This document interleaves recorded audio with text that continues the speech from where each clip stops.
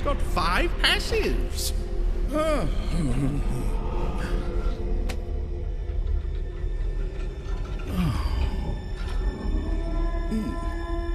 Is that...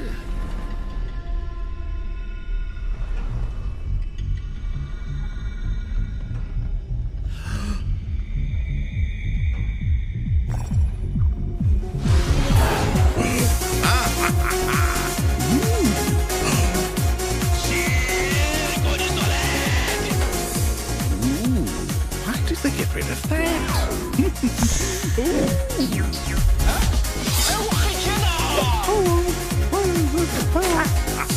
Tons of damage.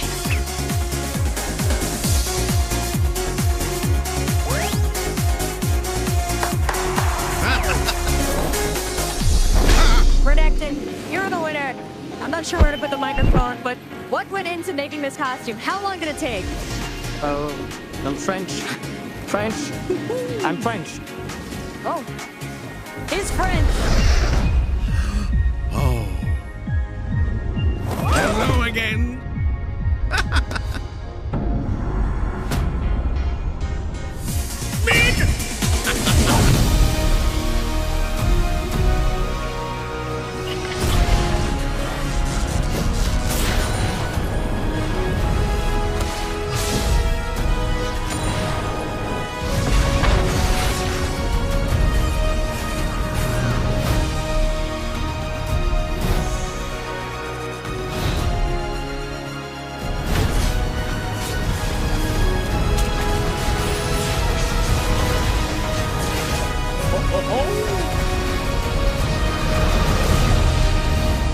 Welcome back, summoners.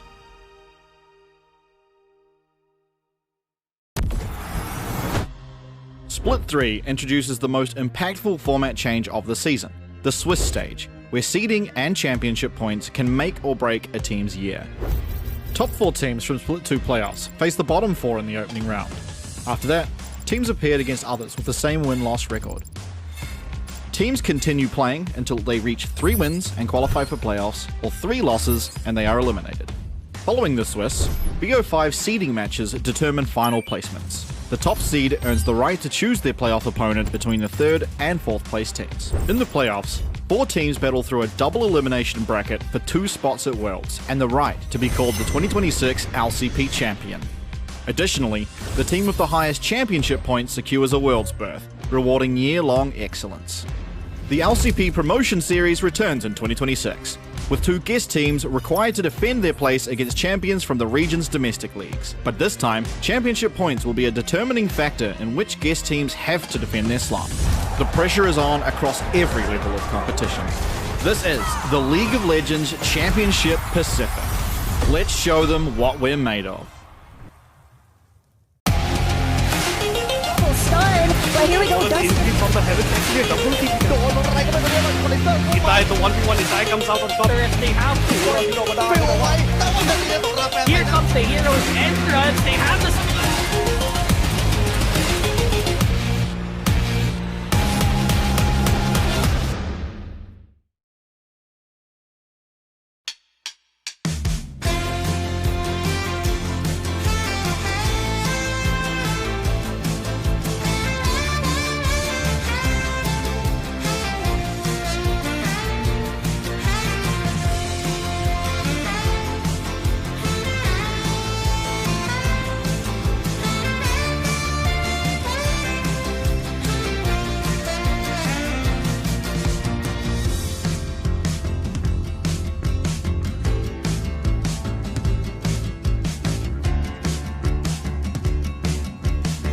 Các cháu chứ nó dễ lắm ha.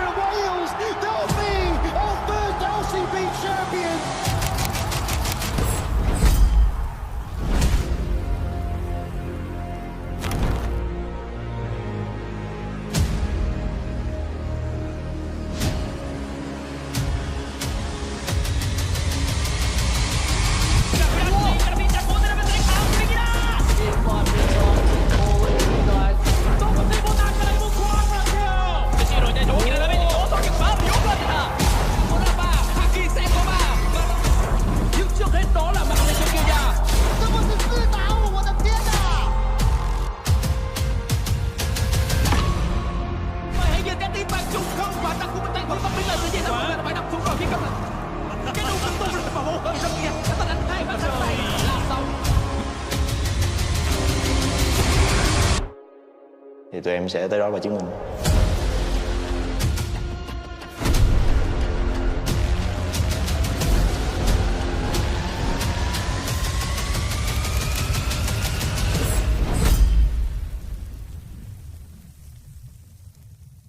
Man, the energy here, it's a demon's dinner bell. All right, it's your funeral. Hey, kid, your bear's got better instincts than most parents.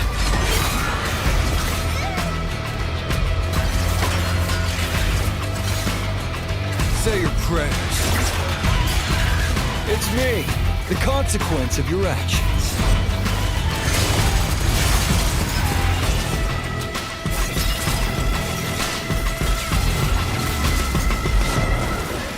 If you bury the pain will bury you.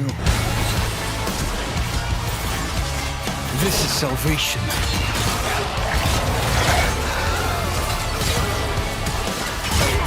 A moment of silence for the recently departed.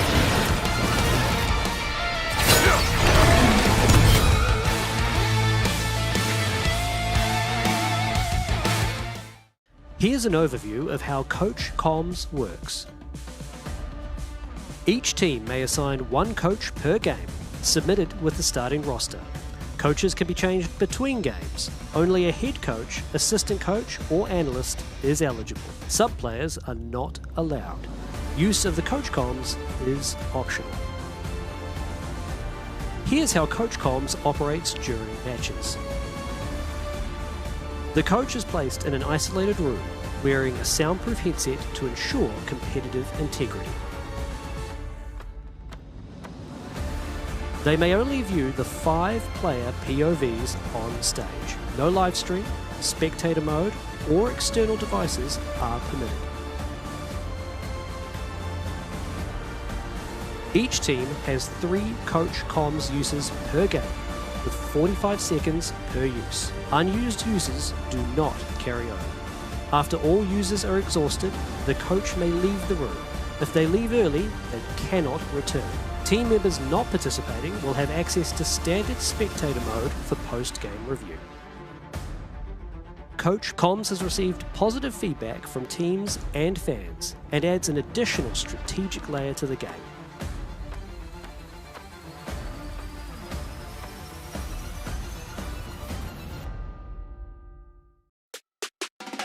"2v2 Side Selection Showdown." Here's how the game works. There's a ban phase before the match begins. All champions are available. Each champion can only be picked once per team for the entire split. Teams must now strategize their picks carefully, setting the stage for dynamic and diverse 2v2 matchups. The match ends when any of these conditions are met. When a team is first to 2 kills or is first to destroy the enemy turret. Sudden death kicks in after 7 minutes and the winner is decided by the first kill. One fight decides it all. Win the showdown and first selection.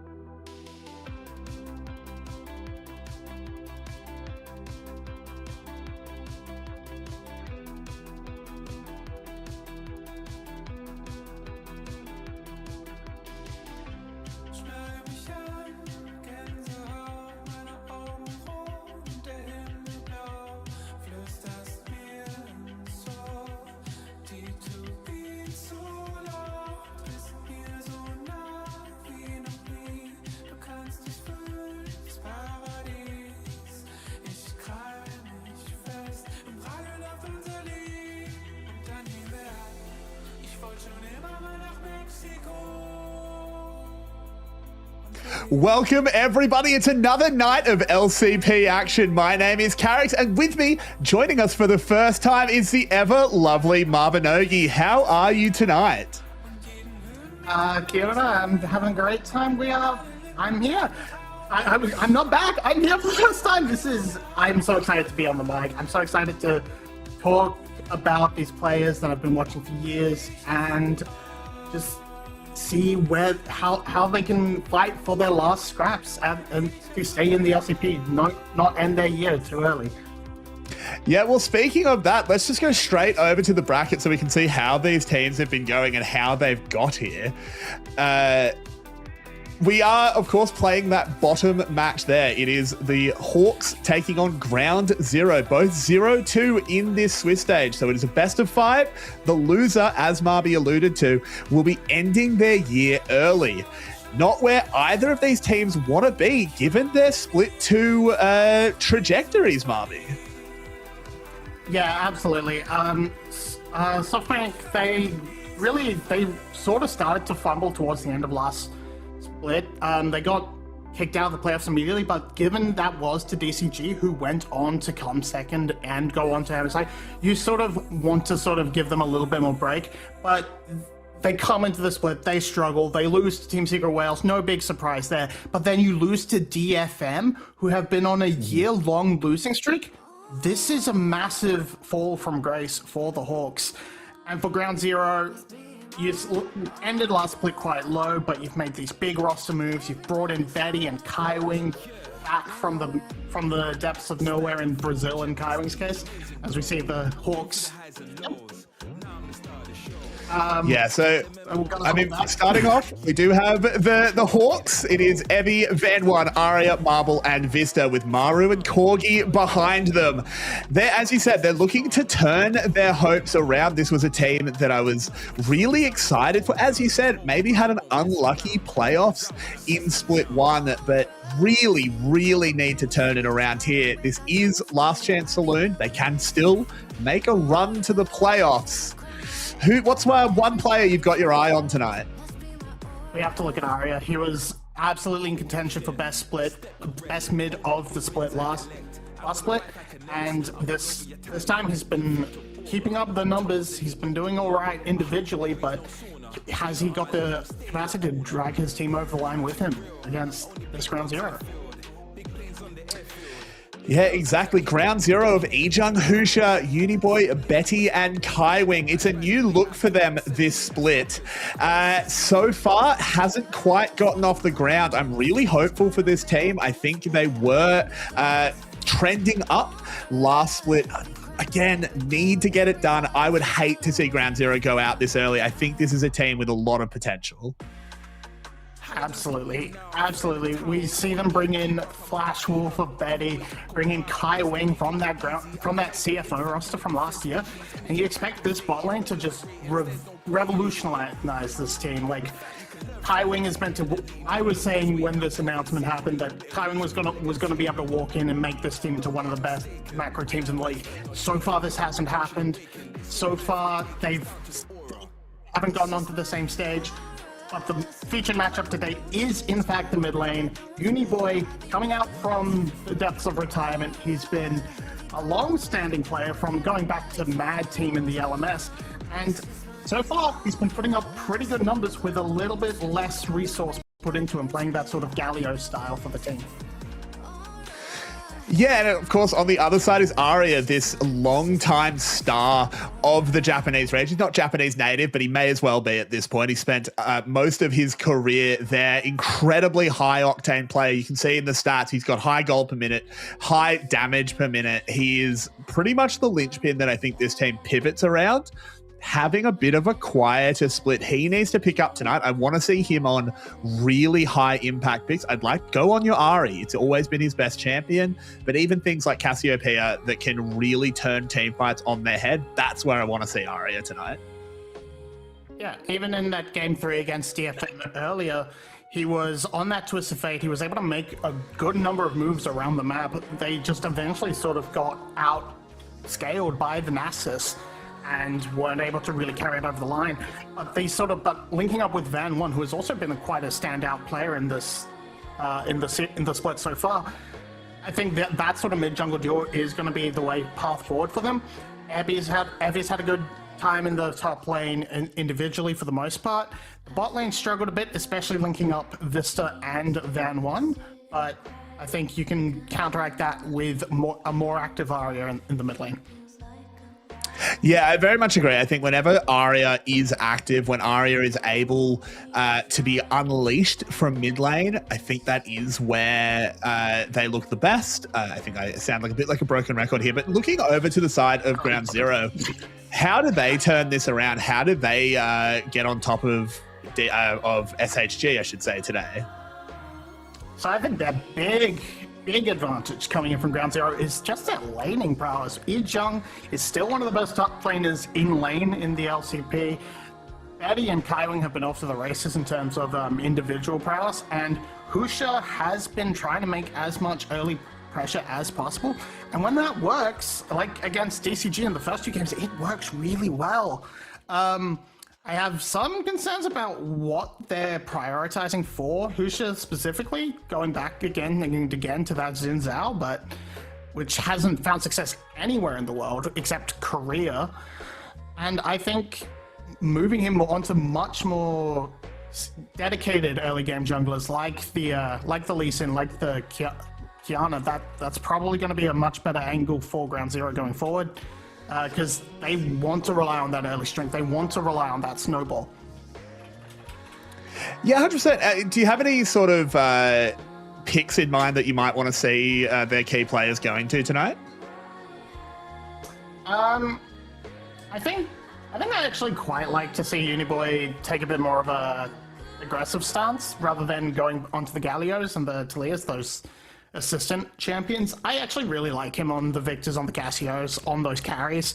I remember back in the day him having an okay Orianna, not that realistically Orianna gets through very often. Poppy is a pick that is rising really high in priority. I want to see Husha take that into the jungle. It's a really strong early game. You just need red buff and level 3 and you're off to the races.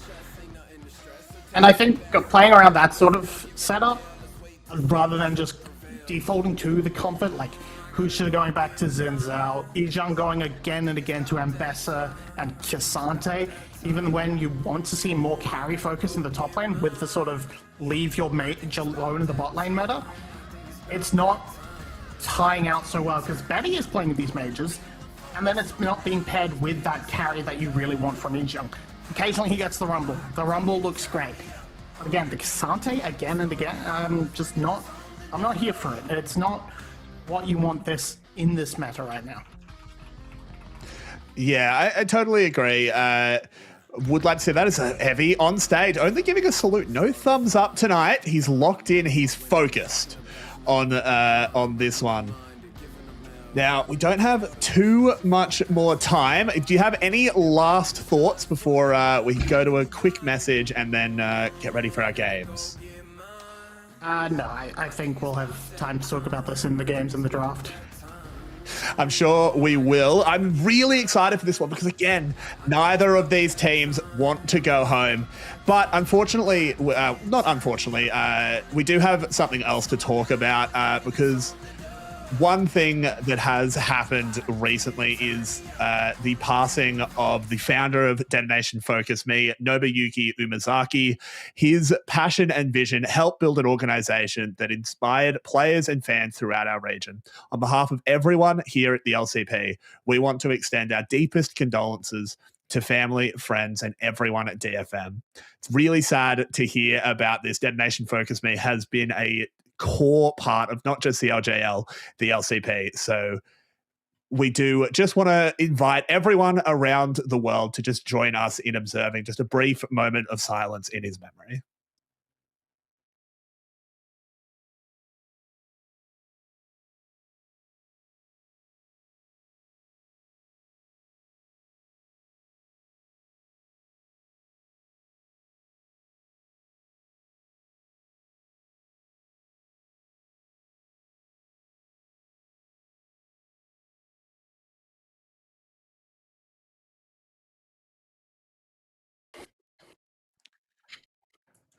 And we're back. Thank you for that, everyone. And that in this sad time, but we will, of course, persevere because the LCP still must run.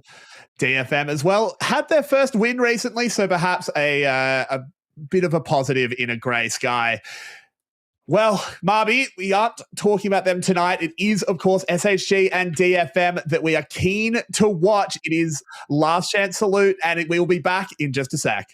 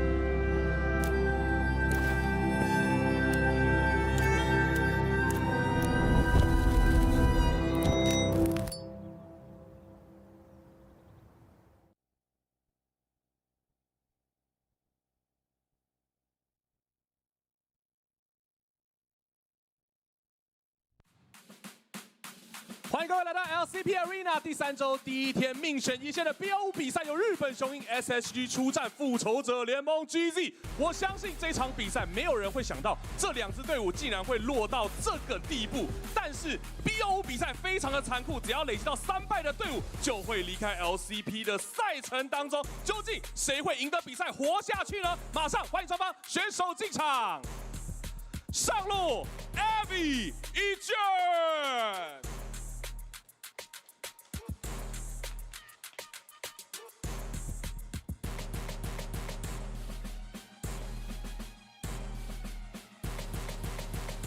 打野Van Pusha，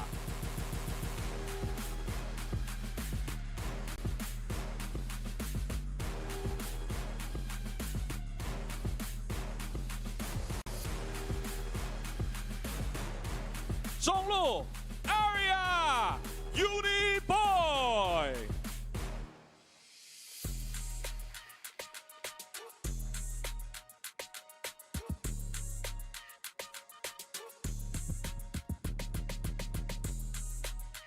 下路 Marble Betty，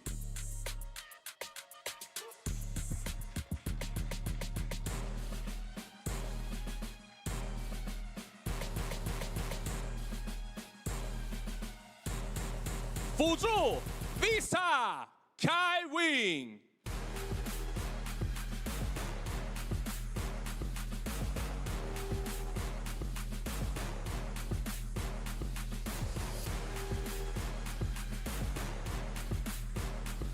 教练 Corgi Skywalk，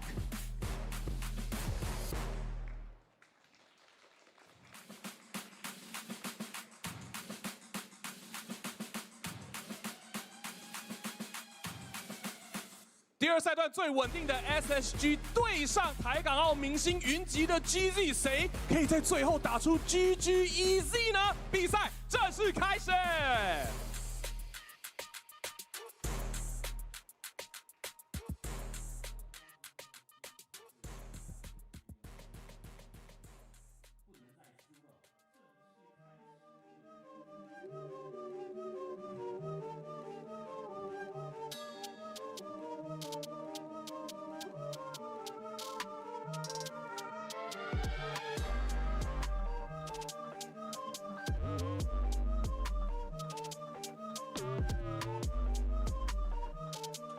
And welcome back. Thank you, as always, to Tommy getting us hyped up and ready to go. We, of course, have our 2v2 coming up. And just to remind everyone, excuse me, this is to decide the right of first selection.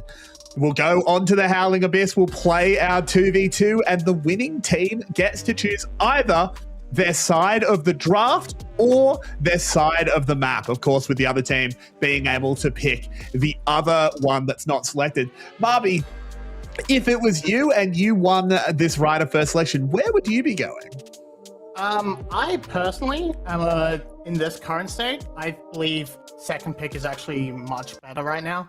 I think having that ability to hold on to your draft until the very last minute to swap around, keep that flexibility open with the mages heading to the bot lane, that is so much more crucial than picking first pick, which has been mostly spent on things like Camille, which is so counterable. Like, Camille is easily countered by the Shen, by the Cassiopeia, by the Poppy. I think these sort of things are just... I don't think there is a good enough first pick right now. Yeah. I don't think there's a good enough first pick right now that is worth that first pick. 100%. We do see these picks coming in. It's the Jace Pantheon for Betty and Ejung of Ground Zero. Arya and Vista were picked up for the Hawks. I'm still waiting for someone to lock in Rengar Ivan. I don't get it. We get Cho'Gath Darius. Oh, we don't want to go to level 6. Yeah, no, especially because Jace doesn't really have a level 6. He is really gonna hope to do his best in the first area, and then I guess looking for that big combo with the Pantheon, just lock in, burst on down, but that's gonna be really hard into the Cho'Gath Darius. Not the easiest burst target, so play for tower damage, maybe. Maybe. I mean, you are against 2 melees. It can happen. We'll have to see how it goes as we head on to the Howling Abyss. Of course, is a good way for these players to warm up a little bit and just add a little bit of fun to the LCP, which we always love. As here we go. Look at the helms. Doran is making a killing today. Oh, absolutely. I feel, T1's not working out for him right now. Maybe just keep that side gig open, It's exactly. The side gig of all those items. I do think Tear of the Goddess is an interesting choice. I don't know if we're going to get that one stacked up here, Ejung. It's a fast stacker. It's a fast stacking tier. You also get to... Oh, actually, no, it isn't. Never mind. You're only getting 6 per stack. Folks, it's doomed. It's done, so. Ejung might just get to... I guess it means he doesn't have to back quite as often. And, it's a light investment, 400 gold. So yeah, exactly. It's going to be comfy with it. Betty, told ya. It's early trades as, the Pantheon Shield does do well. But while we sort of watch these first levels playing out, looking forward to the main series once we get onto Summoner's Rift, what are your big things that you want these teams to improve? As not too fun there for Betty, given that they have been they are down in the 0-2 bracket. But you have a second to think, as Betty is getting engaged on here. The Vorpal Spike's not going to be enough, though. Should be able to get away. Everyone getting a nice little heal. We'll just go back to farming. Betty's going to, having access to that second shrine as well is going to help out Ground Zero a little bit more. But into the main thing, the big thing that has sort of plagued both of these teams so far is that jungle support synergy. They haven't really been able to link up quite as well as they need to, especially with this meta of that roaming support. And Ground Zero have that little bit of an excuse. It's a new roster. Kai Wing is just coming in. Hold that thought. Yeah, there is a knockback there onto Vista. Really well angled. He's so low, but doesn't quite go down. Can Ejung land a shock blast? He's got the gate out. Just needs to find it. No, can't quite do it. And Betty is in trouble, gets taken down. The Cho'Gath E coming in clutch. Ejung trades back, but he can't get the auto attack. Arya lives on a slither, and SHG will get to pick their side of the draft or their side of the map. Just all in under the tower. It inches away from Ejung. but you see the smiles on the face of SoftBank. You know they got away with murder there a little bit, but going a little too deep. I don't think this is going to be, but it's going to be interesting to see where they actually pull out what they choose to go for into the draft. But close, hard-fought game in 2v2. Yeah. Let's hope it's just as close on the Rift.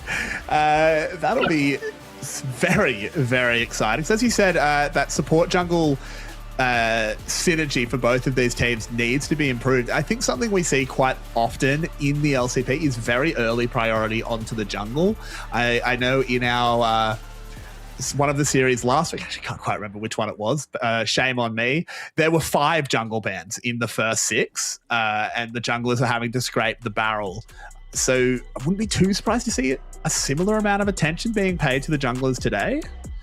Yeah, and I definitely think if you're the Hawks, that is a good angle of attack, because I think Hush's champion pool is quite pinchable. He goes back to that Xin Zhao over and over again. He plays a very high number of Mundo games over the course of this year, and I think those other sort of big name junglers that you're sort of expecting, like that Lee Sin, that Nocturne, they just aren't really in his wheelhouse. So pushing him onto those, you can maybe sort of force that pinch where you pick up one of those bigger name junglers, and who's just sort of dragged into the sort of depths. So interestingly here, SHG have chosen first pick side of the draft. You said that typically favoring the second pick, and I sort of agree with you, being able to hide where everything's going when we're picking 3 majors every game, just being able to hide where everyone's actually ending up until right at the end is super valuable. But SHG potentially looking to pinch something here, like isolate one of these OPs. And I'm noticing a certain snake is still open. Yeah, I'm also noticing a certain lane is being targeted with 4 bans towards the top lane. We're counting that Poppy as a top lane ban for the sake of argument, but these are big champions Ijang likes to play. So wanting to get that comfortable matchup for Evie, maybe a Renekton comes in early, but Cassiopeia is still on the table. A lot of the big ones like Orianna, Locke even still available. So very open and in the a lot mid of them lane. still up. Might be worth just going for that early top lane safe pick. Pick yourself Rumble? an early thing there. Rumble being open for sure. Scion as well, but I think Rumble as a takeaway from Ijang is just a great option. Hang on. especially Evie's with going to give it to us. Yeah! There we go. Evie, of course, making a big name for himself on DFM as well, alongside Arya. Java. That is Java going to be the first pick. Early jungle priority. Another one of those big early game junglers taken off the table. And Ground Zero, their options to target that, it does mean they want to move away a bit from the sort of immobile picks, but locking in the Rumble, that's just a comfortable pick for Young. Then I think here you can pick the Cassiopeia or the Nefiri. Nefiri is a good jungle matchup. But it is, but moving into that, something you can flex between mid and bot. Yeah, I just think the tricky thing with picking up Nefiri there is you didn't have to pick it there. The enemy is showing their jungler. They're not going to steal away the Nefiri. And now you do give up that Cassiopeia, which, I mean, it has lost more than it's won, but I know teams definitely still think very, very highly of it. So definitely SHG, I think, getting a little bit away with murder, not with leaving that Cassiopeia there. I was expecting a Rumble Cassiopeia 1-2, but have decided against it. They go the Galio immediately. So Galio could be an answer into the Rumble. It has seen time in the top lane in the past. It's also a takeaway from Uniboy, his most played champion of the split so far, which is admittedly only twice, but a good luck. Victor would be a good answer because you can silence that ult again. Also has that opportunity to just stack into the Cataclysm a lot of damage like the Equalizer. Make it a case of you're trapped in here with me. But and then we move into the second phase of bans, and support looks to be the target for the side of Ground Zero. Don't want to give that extra extra resistance to the Jarvan as he jumps in, that extra wild growth. But that also sort of indicates Marble as a might be going for more of a higher damage AD carry, but it doesn't seem realistically like the angle Marble would want to take. It would definitely not be super easy to play a traditional AD carry into what is being seen, into a Rumble, into a Neferi, into a Victor. It's not super fun, given, of course, that Victor could still stride down to the bot lane. I mean, anyone could be bot lane at this point, let's be real. Why not? Neferi bot.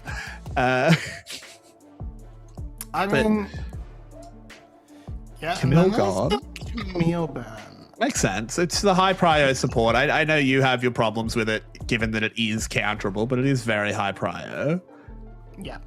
It's very high prio. It also provides another angle of attack for that dive comp with that Galio, that combo in particular with the Hextech Ultimatum and the Hero's Entrance. Is a notorious one. Lucian taken off the board. And yeah, Betty's going to just lock in the Jhin, basically try and play an AD mage in the bot lane. That makes a decent amount of sense to me. And then it gives Kaiwing the option of counterpick, so you can choose to win lane or just exit out onto the map at your own will. Yeah, I like this. Of course, Ezreal and Jhin are the sort of two traditional ADCs that are still surviving in the mage meta, as they can just sit back. They sort of do the same thing that a lot of the mages do in the laning phase, at least. In disguise. Yeah, exactly. They're mages in disguise. Bot laners roll out. Exactly. So they still free their support up to go roam the map if they want to. They're very, very safe. And I mean, your call of a higher damage ADC for Marble is realized, as Corki is going to be locked in. Yeah, and it's Galio support. Where is that Vi going? Oh, yeah. Is this... Hang on, you're right. I was just like, oh, it's Galio support, the Vi jungle. Hang on, there's a Jarvan locked in. Vi top?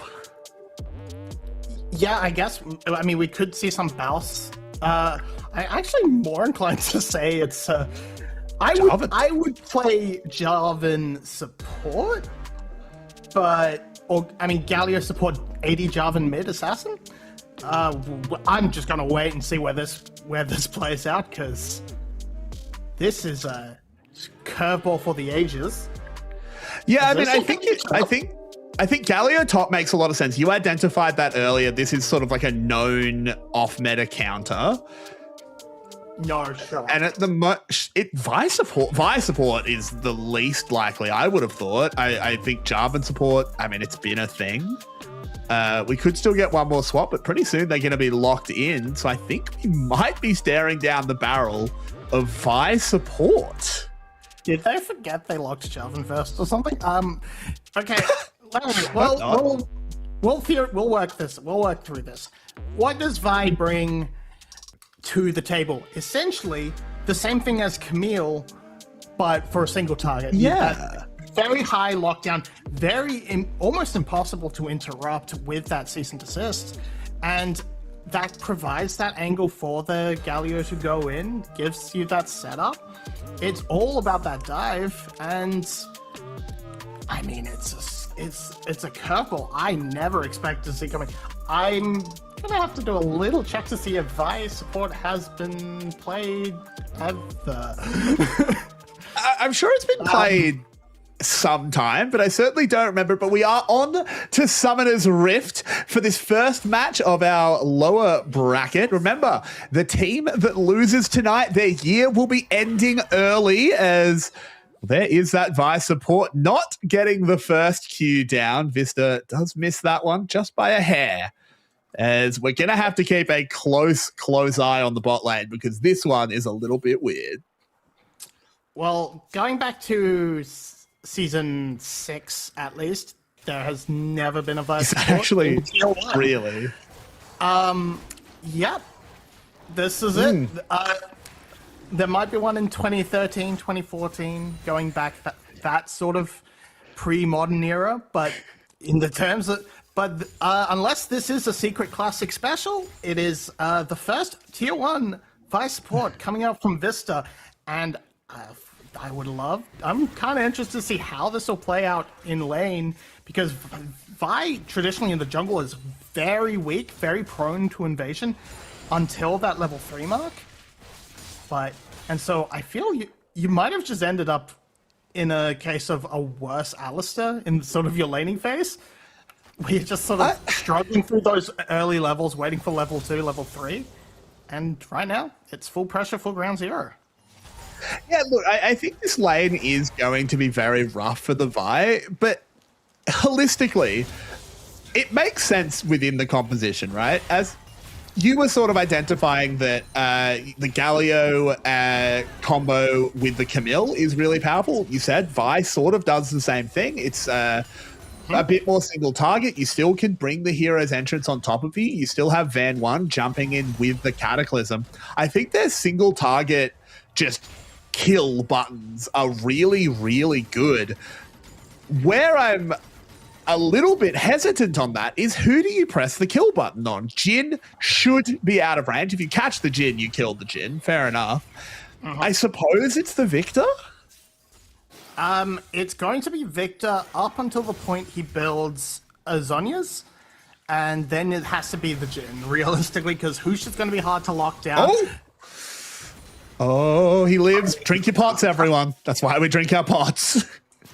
Arya putting his foot down. We've bigged him up in the featured matchup. We bigged him up as that carry for the Hawks, and this is putting that foot down into Uniboy. He's going to have good control here. Susha does find him, lands that first dagger. I think it's just going to be damage coming in. The speed boost that Cassiopeia gets for landing those Qs is a little bit too good, as the supports are out on the map. Kaiwing in trouble, knocked up in the miasma, will be taken down. It's first blood for Arya. Yeah, Arya not backing off either, just walking his way up, knowing if he can follow up with that miasma. It's a dead cow, and Kaiwing just caught out, not respecting that follow-up roam from Vista, not expecting Van 1 to be in the area, and just wrong place, wrong time. And now the supports are out on the map. Vista gets to jump off to a bit of a lead and gets to just do that thing supports are doing in Season 6, which is never be in lane, always gank top. And you see them moving through that mid lane. Bit of a feint towards top, but not wanting to push up just yet. Yeah, and I mean, the tricky part is, as great as that early kill is, Marble is not having much fun down here. Has managed to keep the CS even, but certainly having to play to the beat of Betty and Kaiwing's drum. They're choosing where the wave is. But this does mean that Vista, I mean, he's just doing the Camille thing, right? He's just level 3, walking wherever he wants on the map, as they're looking to have another crack at Uniboy. Yeah, he can't actually abuse catch-up experience if he's ahead, so he has to let Wing level up in lane. Oh, Van 1 burns the flash, but doesn't land the knock-up, so the miasma can't find him. A little bit ugly there from Van 1. Uniboy able to walk away. Yeah, nice positioning from Uniboy, just staying out of that range of that EQ flash. Actually going for the flash first, so, which does extend the range a little bit, but it just means it just doesn't quite have the range to get there. So flash wasted for Van 1, nothing really gained, only a little bit of damage onto Uniboy. And I guess he just gets to go back to farming. Husha is farming at pace with him, but hasn't had any real impact on the map just yet. A little bit harder to do as the Neferi, of course. You're looking for your lanes to set you up, and don't realistically have much setup for this outside of the bot lane. So yes, I want to see Husha try and make his way down there. There were a lot of wards in that river, which have just timed out.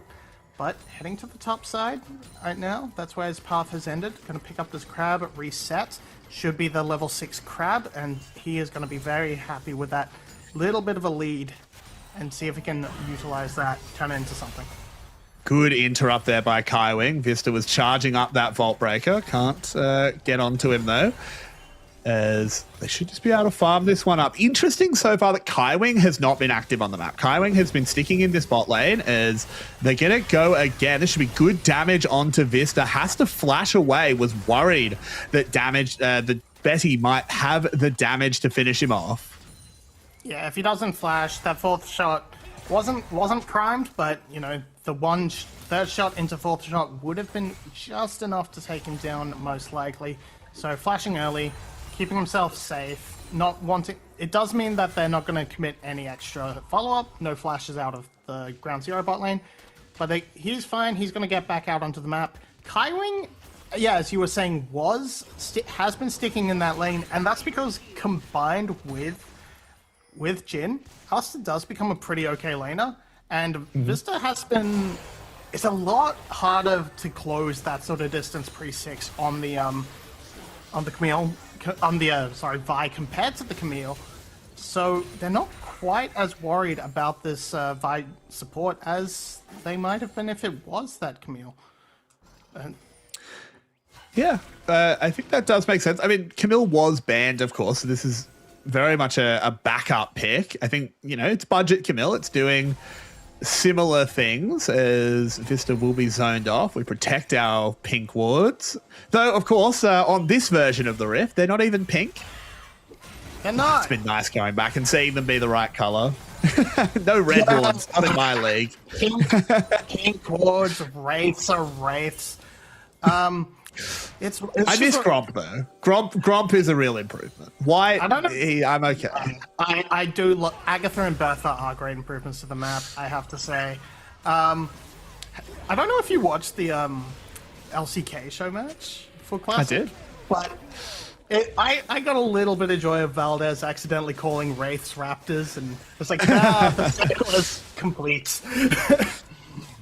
We do have the grubs being taken, but Van1 has already taken away one. Husha wants to just move in and just make this a split objective, but there's a fight at the same time. Miasma is down. Van1 dives on in. It's already split on the grubs. The hero's entrance is there. They have to be really careful around Ejung as he overheats. Does just back off. 2 grubs go to SHG. It's a win for them, but Husha thinks they can push this. Don't think they'll be able to find it. They do back off. The grubs are split between the teams, with SHG getting the big side of it. Yeah, SHG walk out with a bit of a grubs win, some extra cooldowns in the summoner economy. They're going to be feeling quite happy, and early positioning, good from Vista and Van, getting in there early, setting up that vision, making Kaiwing have to face check. It means he is chunked to half health and can't actually aggress properly into that stack that Ejung and Husha were trying to do. As we move now to the Dragon, it's SHG in position first to try and set that up. There's the Rift Scuttler down for the side of Ground Zero, so they can't shut out vision entirely. Now, Kaiwing's going to push his way in, and I think this might be something that they choose to give up due to the strength of Betty in the spot lane. Yeah, I think calling it off is not a bad idea. I think as much as this Vi support would love to get in the thick of things, really get ready to rumble, I don't think it's the worst thing ever for SHG if this is a slower game. It can be scary giving a slow game to a Victor, don't get me wrong, but you have a Cassiopeia, has just completed the Rod of Ages. 10-minute Rod of Ages is pretty quick as well. Arya doing well there, that first blood, of course, helping out. And Corky as well, happy to scale up, get towards things like that Triforce. So personally, I think just give it a little bit. I think speaking of Rod of Ages, Uniboy also choosing to go for the tankier Victor build into this comp is a great decision. It's going to be a little bit slower on his scaling, but you're going to be a lot safer. You get to pump out a lot more damage without relying on that stasis. And this has given enough time, though. The Dragon wasn't jumped on by GZ, so this has given this time to level up, hit 6, combat that disparity between the supports in levels, and that means the fight for SHG is going to be looking a lot better, as first items are coming onto the board now for Husha, Betty, and Van1. There should be a big fight brewing around here. GZ have thrived in the early fights against DCG, and I think they're hoping to try and catch SHG into the same sort of trap and try and outmuscle them in that early skirmish. Yeah, I mean, so we do see Evie is already walking down. He's at a teleport disadvantage with Ejung, so I think this tells me that SHG definitely want to fight for this dragon if GZ wants to aggress, which they seemingly do. The teleport is coming on in. Equalizer ready. Husha taking quite a lot of damage as Kaiwing flashes in, gets the headbutt back immediately. The Petrifying Gaze doesn't land any stuns, but the damage is still good. The Unbreakable Will is going through. It's SHG that will get the dragon. The curtains open up. Nothing lethal found, just a bit of poke. GZ are repelled. SHG do well. SHG get away with everything. They get the dragon. Nobody dies across the board. It's a bit of a messy fight as Kaiwing finds the angle to Arya. But yeah, SHG gets to walk away. There's no significant fight advantage won by either side. So Ground Zero can't really capitalize on it. They just get to push this wave in bot, push a wave in mid. And as we see here, Kaiwing finds this angle, but there's no effective follow-up. Husha's already half health. Vista's running Vista's running interference onto Betty, and just not enough to burst down Arya. Husha gets chunked out, and so Van One gets to take the dragon uncontested, and it's just a walk away. Yeah, it felt like a little bit of desync there where they got that really nice catch onto the Cassiopeia, but the equalizer was dumped in the brush to sort of zone off the rest of the team. I feel like if it had just been on top of Arya, maybe he goes down. But there's no point ruminating on what could be. We have to live in the world of what is, as Vista has come up towards the top side. There's a fair few members of Ground Zero here as well, though, so it should just be waves getting reset. Arya still getting fed farm. Yeah, Arya's still getting fed farm. Not really getting fed any significant farm in the sense that no significant lead is breaking out despite that kill. Only 50 gold advantage. Uniboy has actually managed to scrounge himself a 10 CS lead, but with that, it really just keeps this game so even. Just that dragon and the advantage. It is, in fact, dead even on the scoreboard right now. About 100 in it. So we're looking for the play to sort of try and break it open. Is that going to be in a minute around the Rift Herald? Is that going to be in 3 around the dragon? I don't know. I want to see more activity out of Kaiwing, but currently the play seems to be wait for these team fights. Try and outmuscle them. Try and play retake on these dragon pits. I don't think that's it. I think activity is better. I think proactivity is the way to play this game. But Ground Zero, I think they're a little bit scared to make those mistakes. They got bit by it in that DCG series. And they're just going to stay calm. It's a hard one to make active plays into, because if you misstep into a Jarvan, Vi, Galio, Cassiopeia, you just die. If you are slightly overextended as Kaiwing and you don't have that Unbreakable Will, you will just get popped like a piñata. So they are certainly quite hesitant. Uniboy does just get some gold onto himself. This Victor getting him a little individual lead, about 200 gold across from his opposite number before Evie arrives to just make sure he can't get any more tower plates. But it's a quiet one here, and I don't really blame these teams for being a little bit nervous. It's really high stakes. Your year ending this early is a disaster. Absolutely. Yeah, this is not the spot any team wants to be in as it gets onto Van On. Fight is brewing. The curtains opened up. Kaiwing does have that Unbreakable. It's a lot of damage onto Vista. One more shot doesn't find him, but Husha's damage will. Hero's entrance comes in. Really good immune there, but still caught by the taunt. The Cataclysm doesn't hold the dog down. Kaiwing dives into the backline. May pay with his life.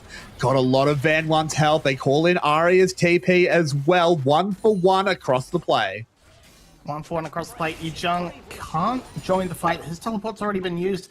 He's gonna be able to shove this wave in. Not gonna risk it for the play, which is fair enough, given he's on half health. And That means the play goes into nowhere. But it's a nice pick coming out from the side of GZ. Unfortunately, not being able to finish up that kill, trying to donate it over to Betty, means that Usha is forced to stick around a little bit longer than he'd like.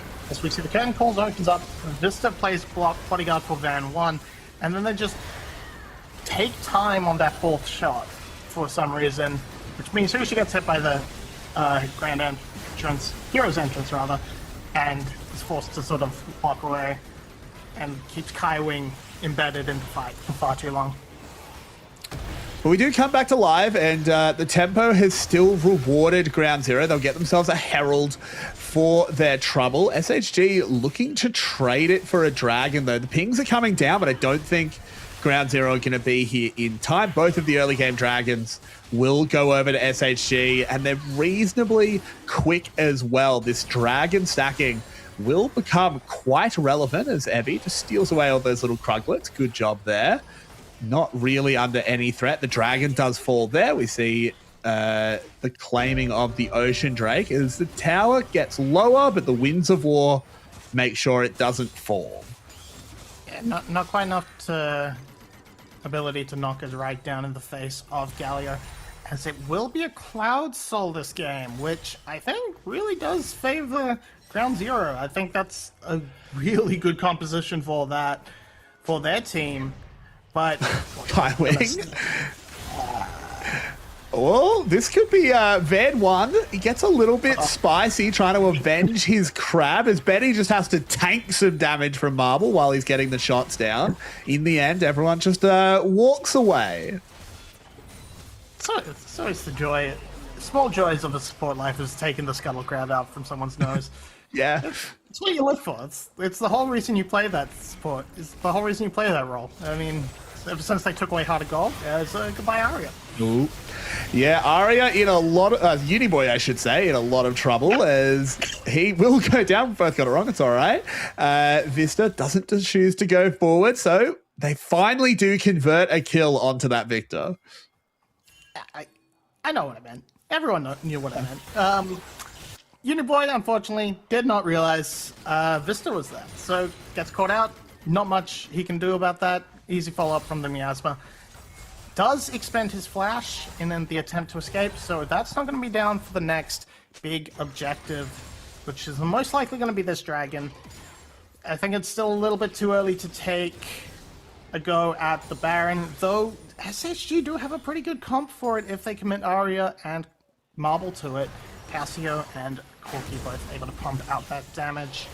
And as we see, take a quick look at the vision, we see Ground Zero just do not have that pressure down. They have not been able to extend much control beyond that river into the... Whereas Ground Zero, they're, rather the Hawks, they've got a few deep wards in their own jungle. They're trying to play around sort of safety vision and not really actually pushing in either. So it's quite stagnant in terms of the lane. Neither team really feeling like they have that great advantage, and to be fair, it's still under 1,000 gold lead for SHG, so it's a bit tight. It's Fan. Fan 1 just palling around a little bit. Vista does manage to get away. Kaiwing doesn't quite land that combo. Ejung arrives, has the big shield. They're going to try and collapse on... Oh no!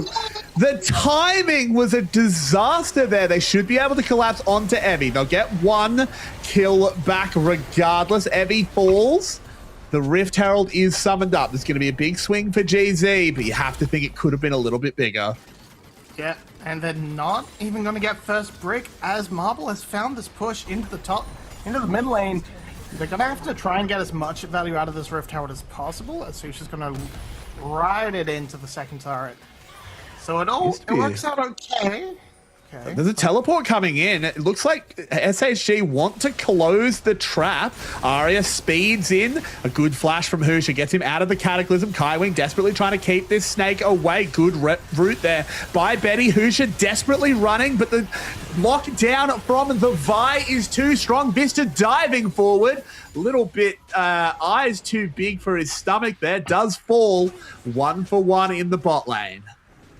Yeah, very aggressive from Vista, going for this going for this Sundered Sky. It's going to increase his burst. It gives him a little bit of healing, I guess, but in the end, he's not going to be very tanky with this setup. And yeah, goes a little bit too deep as Skywalk is going to come onto the comms for Ground Zero. Wants to get a little chatting. Wants to sort of direct the team. Let them know they've been slow to the objectives. There's one coming up now.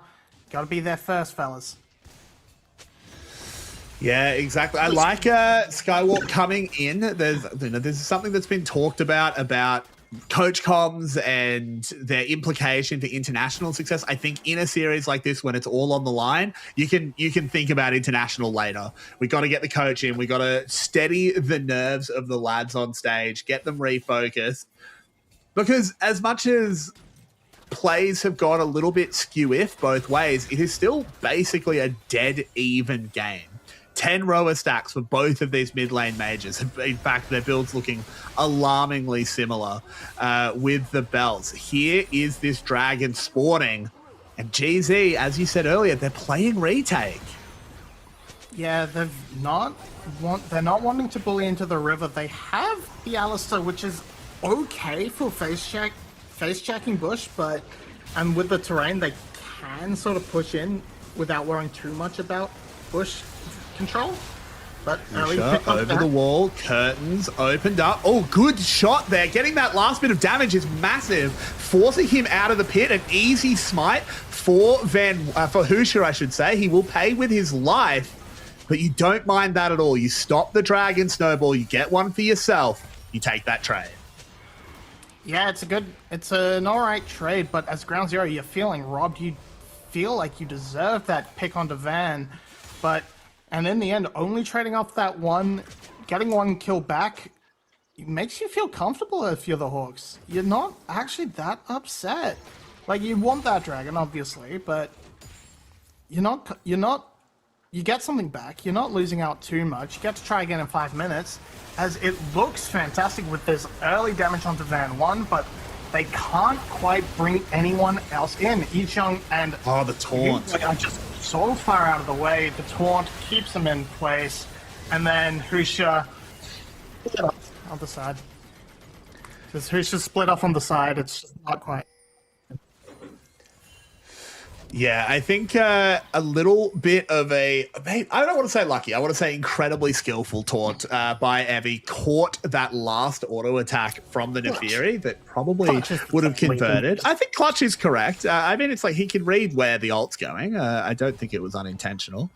But yeah, now we're starting to get leads breaking open a little bit. It was sort of just, 300 gold there, 200 gold here. It didn't really matter. It's now 1.5k in Marble's favor, and this Corki is going to deal a huge amount of damage in this game. Absolutely. And also, it's a very hard target for the side of Ground Zero to get on top of. This Valkyrie is going to keep him quite safe. He's built for that Mortal Reminder early.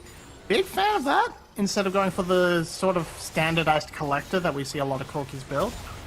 So he's going to be doing quite a bit of damage, going to be cutting through sort of really a ton of healing, but what's there is not going to be available to the side of Ground Zero. Yeah, I mean, even just a little bit of cutting of that healing. The longer I look at it, the more concerned I am for not just going LDR. I mean, look, I don't hate it. It cuts at least, a little bit of the Alistar. He does have Summoner heal as well.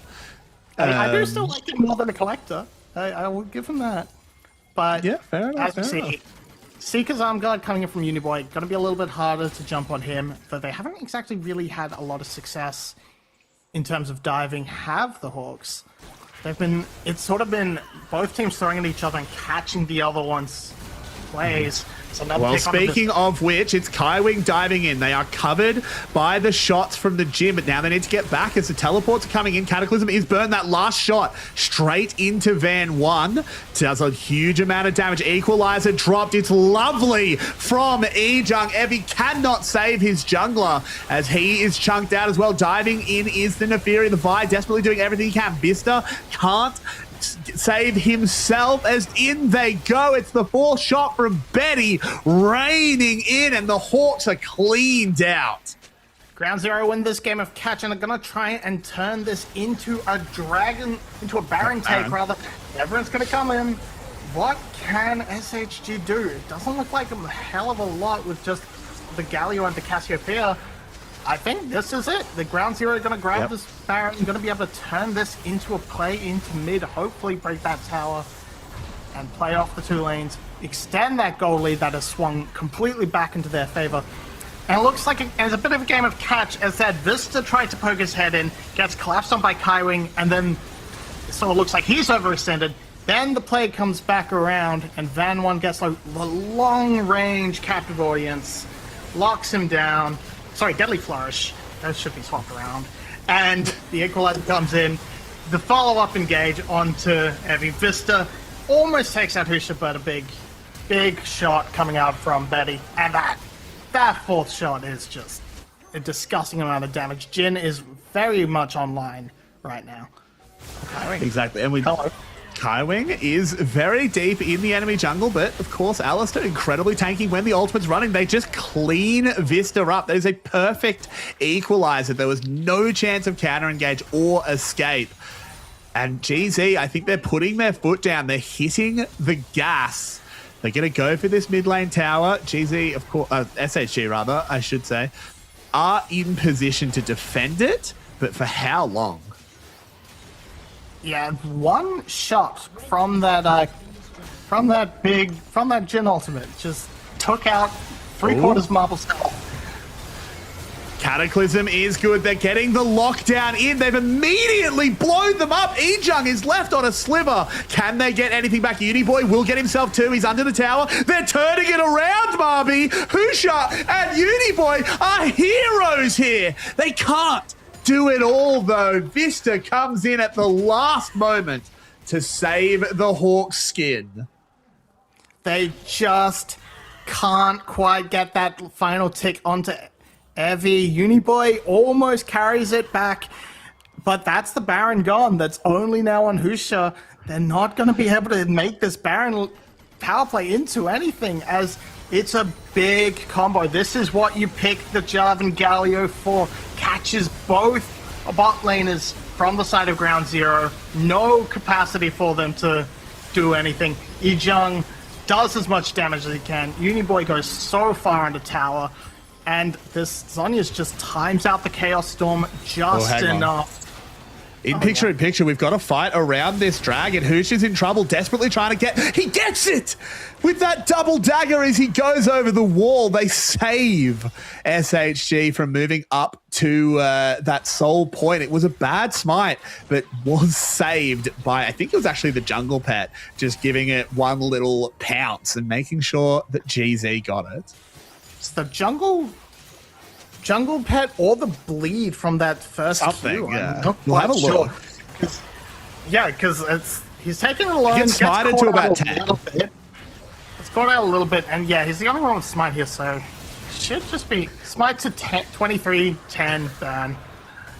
Yeah. Yeah, at a 10, that's probably the bleed. That's you're going insane if you're going insane there. Calculated. It's all calculated. 100%. It's all calculated. 100%. But nah, good stuff there by GZ. I think if they had lost that dragon, it would be pretty terrible for them, to say the least. Barracks facing down Soul Point is not where they want to be, but this game remains remarkably close. It is 600 gold as Evie is caught out, and you can already see Van One saying, yeah, sorry, buddy, I'm not no helping you here. Evie claimed. As that gold lead does go out to 1,000, but 1,000 gold at 30 minutes is basically nothing. It's basically nothing, but they have full tempo. They are feeling themselves right now, and Ground Zero, when they feel they're ahead, they have the momentum under them. They have such a vibes-based team, it feels like, this split, and right now the vibes are good. So they're going to push up through the mid lane. Gonna get traded out by Ari on the top side, but just control into the jungle. You can see the wards have very much pushed alongside with them into this situation, into the blue side jungle of the Hawks. Yeah, and I think what is worrying me a bit is how far Husha is individually pulling ahead. I know it's equalized by Marble on the other side, but the stronger this dog gets, I feel like it's hard to lock it down. Just being able to involve so much of this engage, get out of Jarvan ults, just jump up in the air around Galio plays. I think Husha is really empowered in this game to make things happen. Yeah, right now that's the big lead for the side of Ground Zero. He is the guy. He's the guy. He's holding the bag. He needs to get on top of Marble. He needs to get on top of Arya. I'd say Marble more specifically, just because Arya is going to be such a hard snake to get through with all that health that has been built up. There is not an item on there that does not give some kind of defense. Though I guess Merc Treads don't give that much against Neferi in specific, but lots of health built. Arya's just going to be so hard to deal with for this assassin. On the other side, Marble, he's got the ball in his court. He wants to cut through this damage. I think it needs to be starting to build a little bit more defensive. Got those Merc Treads, they're going to do a little bit, but maybe it's time I think maybe we got to see the Hex Drinker start to be built as another catch onto Evie. Yeah. Evie in trouble, was caught with that Deadly Flourish, has to get away, can't do it. Husha able to go in, the Jhin ult across them, along with the Equalizer. Arya in trouble, that's one more shot. The Chaos Storm is all they need. Van 1 on the run, has to flash away. He will get out, but it's at the cost of the mid lane tower, and Ground Zero seem to have broken the back of the Hawks. Yeah, they're in full control now. Baron is available for them. They're going to head to there. There is a top wave slowly crashing. There's a bot wave slowly crashing. So if they can take this, they can pivot that into pressure onto these side waves very readily. As long as they don't take too long to knock it down, but they don't exactly have the fastest team. Gives Van 1 a little bit of time to respond. Maybe trim that wave in the bot lane. It's not going to do that just yet. Let's move into this fight. Evie just a little bit too far forward. It's a good catch onto him, and then the attempt to recover it. Vista is just too far forward. He doesn't provide a hell of a lot outside of the ultimate, and Uniboy is feeling so empowered to just walk forward and blow up Arya. And almost catch out Van 1 there with that Jhin W. Doesn't quite happen. Yeah, I mean, the fact that Uniboy is able to basically just play on the front line just shows, as you said, that confidence that he has. He just knows there was no danger. Ejang as well, he's almost playing a little bit of the support rumble, not so much in terms of damage, of course, but just where these equalizers have been placed, have just been zoning out so much of SHG. They've struggled to play around them. They've struggled to really come together as a 5-man unit. This support Vi, the experiment, it's not going great at the moment. Hang on, Van 1. He might have bit off a bit more than he can chew. He's already into his GA. There's the Vi going, calling in a Galio. This is going to be good. They'll blow up Betty, but what about the rest of the fight? As Ejang leading the way as they're trying to fight their way out. The health bars are anemic for Ground Zero. Kaiwing on the run. Ejang going down. Husha, the last one here on any relevant health, and he's just on the way out. And just as we praise them, GZ lose a fight. SHG get a massive fight back. They'll get the dragon and move to Soul Point. Yeah, just a complete collapse. That Vi delivery system is all they needed. Just as we're saying the experiment fails, it comes alive and delivers Evie straight onto Betty's head. This dragon will fall. This Baron is completely annihilated, minus 1,000 on the play. And that's... Yeah, okay. Coach Talk immediately come in. Don't lose your heads, guys. You don't want to... You might have tossed this fight, but you don't want to toss the game, as they feel confident standing around the corpse. But it just gives Vista that angle. And then the rest of the team just sort of stands up together. Uniboy is isolated, and the rest are all standing on top of each other to let Marble put out that AoE damage on top of their heads. Kills Ijung, Kaiwing left to his own devices, and Husha will sneak away, but the damage is done. The fight is lost, and so much damage just spread across the whole team. It's not really just one man putting the team on his back.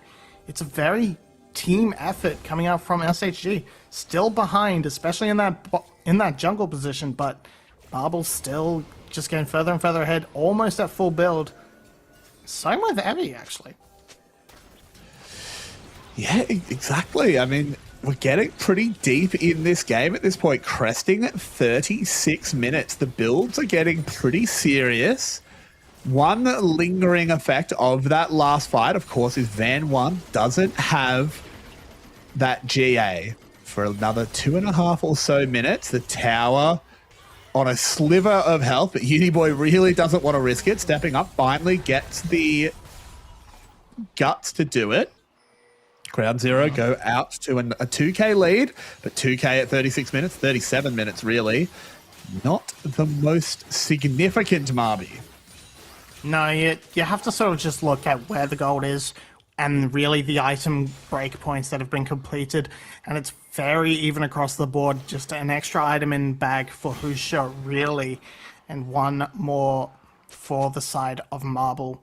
So, and that's probably more important. That core key is probably going to be a lot more of an important piece than the side of that Nefiri, and especially that side of Kaiwing, who's got 3 items compared to the 2. Now, granted, much cheaper items. That Thunder Sky is a very heavy investment on a support budget, even in the great age of even in the great age of 2026, where supports are no longer on welfare. Hang on. Oh no. Ijung and Usha caught out. Uniboy is here. Really good check. They should know this is happening now. They go in onto Vista. The lasers are raining across. There's the hero's entrance. All it does is kill the dogs. Opening up the curtains is Betty, but he gets jumped on. Van 1 immediately finding the enemy ADC, taking him out. Kaiwing in the middle of the enemy team, just trying to be a problem. Ijung doesn't have access to that equalizer, does go over the wall, goes gold, desperately trying to burn down SHG, but it's a 4-man taunt from Evie. They turned this on its head. GZ cleaned out of the fight, and the Guardian Angel is more like a devil as Husha can't escape. SHG regain the lead. Anybody's still alive. Don't think this is the end of the game for them, as they have to push quite a ways in, and that wave clear from Victor is still significant, but that is more gold wasted for Ground Zero. It's swung back to the favor of SHG, is going to give them those breakpoints needed, and this laser saves the game. Should save the fight, realistically, because otherwise it's a complete wash. But then Betty, he thinks he's far enough away, but he just reveals his position, locks himself in place, and Marble and Van 1 go, all right, we're going to kill this one. They kill this one, and then they have to take the 4v5 afterwards. Well, actually it's a 4v4, but Vi isn't worth anything, so it's worth a hell of a lot less than a Jin, and this looks like a good angle from Ijung, but the bouncing from Van 1, from Evie, they keep them locked up, keep them as far away from the carries as possible, and Uniboy is able to teleport out, but it is a shocking fight for the side of Ground Zero. They are not comfortable in their position right now. They are not finding the team fights they want, and SHG, they're fighting their way back into it, and I think every fight they win is going to do a bit more and more to the mental of Ground Zero and give SHG that advantage. Yeah, and the disaster here is that they've got this Baron, and it's 10 seconds until the dragon spawns. They will have this buff for a dragon that GZ simply cannot let them have. This would be Soul. You said SHG had a comp that loves the Cloud Drake, able to just rain in on them, run around these fights at Mark 10. as it's going down. Husha has to find a steal. It's so hard. There's an equalizer dropped. Actually, fantastic angle. It's taken away. Kaiwing finds it. Can they get the fight done, though, as Betty on the run? He's incredibly low. Van 1 as well, though, burning down. The first kill has gone in. Kaiwing falling down. Betty finds one of his own, knocking Van 1 into that Guardian Angel as Husha dancing around, goes in, is taunted up immediately, but can buy himself some space. They get that kill. The reset can come in. Ground Zero now fighting back. Can they find any more? It doesn't look like it, but they stave off execution. Betty alive keeps that fight close, keeps that in, brings that back into a victory. And it looked like it was going to be a bit of a disaster to start with, but they get the smite. Kaiwing, I believe, with that spellbook, keeps it in the pockets of Ground Zero. Yep, there we go. He has it there. And it looks like it's going to be a problem as Betty gets jumped on immediately, but he gets away. The bouncing from Uniboy is good enough. They keep him safe, and then with his extra damage, he's able to play sort of on the fringes of this fight. Pop the GA there, move in, land that W, and then just walk his way back into this fight while Husha and Uniboy are running interference. Get these last autos in that just pop up into this double kill. Yeah, they do manage to get it done. This game continues. It stays exciting. We are dead even on gold. 80,000 gold for both teams. Both teams now have had a minus 1,000 Baron power play. We continue to go back and forth. The only real advantage I can think of, and they may not even utilize it, is SHG still has their coach comms. All three were burnt by the side of Ground Zero. We could still have the coach chime in for SHG, but so far has been confident letting his players take the lead. And when you have veterans on your team, like Evie, like Aria, you shouldn't need the coach to come in. You should be able to steady the nerves themselves.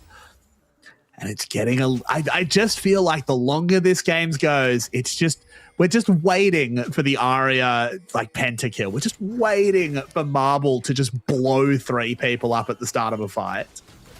Yeah, it has been a hallmark of the Hawks that they haven't used their coach comps all split, as this wraparound from Kaiwing is huge. Flash immediately forced for free, just looking at him menacingly. Now Vista's potentially looking to do the same, but these waves in the side are under control of SHG right now, so they're going to have a little bit more pressure on the map, but mid-wave is open. That inhibitor is open, so if Ground Zero wants to try and break that down to try and create that map pressure again, I wouldn't be against that so much, but they have ceded so much control onto the side waves, and I kind of understand why. It's not like they can get a lot more gold, so it's hard to deny gold from each other. Uniboy's full build, Husha's full build, Betty and Ijung are sitting on components of, well, Betty's on his last item component, Ijung's sort of on his last item component because Oblivion Orb might as well be full build for that item. True. Morello's just not really worth it until you're running out. But that GA slowly gets look at the web of traps that have been set up by Betty. They are starting to clear them out. No long-range deadly flourishes able to sneak away anyone, as SHG, as you said, are just taking control, slowly pressing the vision forward. But it's just going to be that next dragon. 50 seconds. Baron will be on the map at the same time. A team could opt to trade Baron for Soul. I always think that's wrong, but if you end the game with the Baron buff, it does work.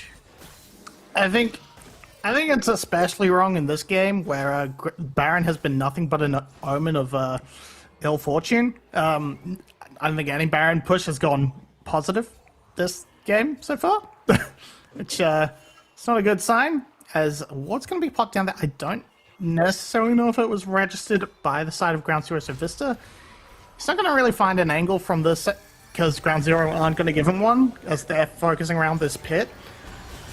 And they've got 10 seconds to burst this down before the dragon is up.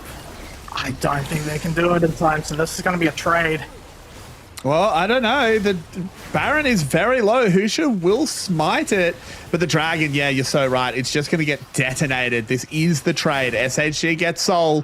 GZ get Baron. As far as I am concerned, the clock is on. It says 3 minutes until this trade is wrong. Yeah, and Vista, he's found himself an angle into the backline, but he's hit the recall.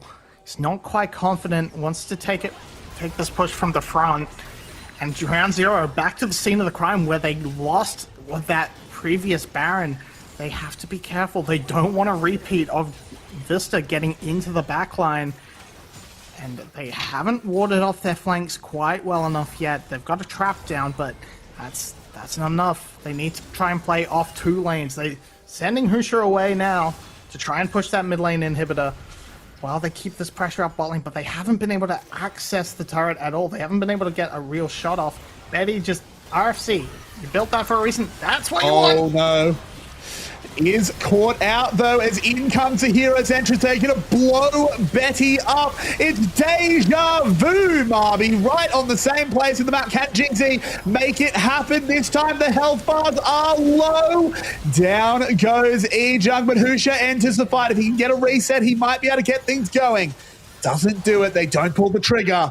They lose 2. This time, Uniboy survives. Guardian Angels are coming in clutch right now, but again, that stepping up for the auto. Yeah, I'm sorry, Betty. I told you to do it, and you immediately got punished for doing so. I understand.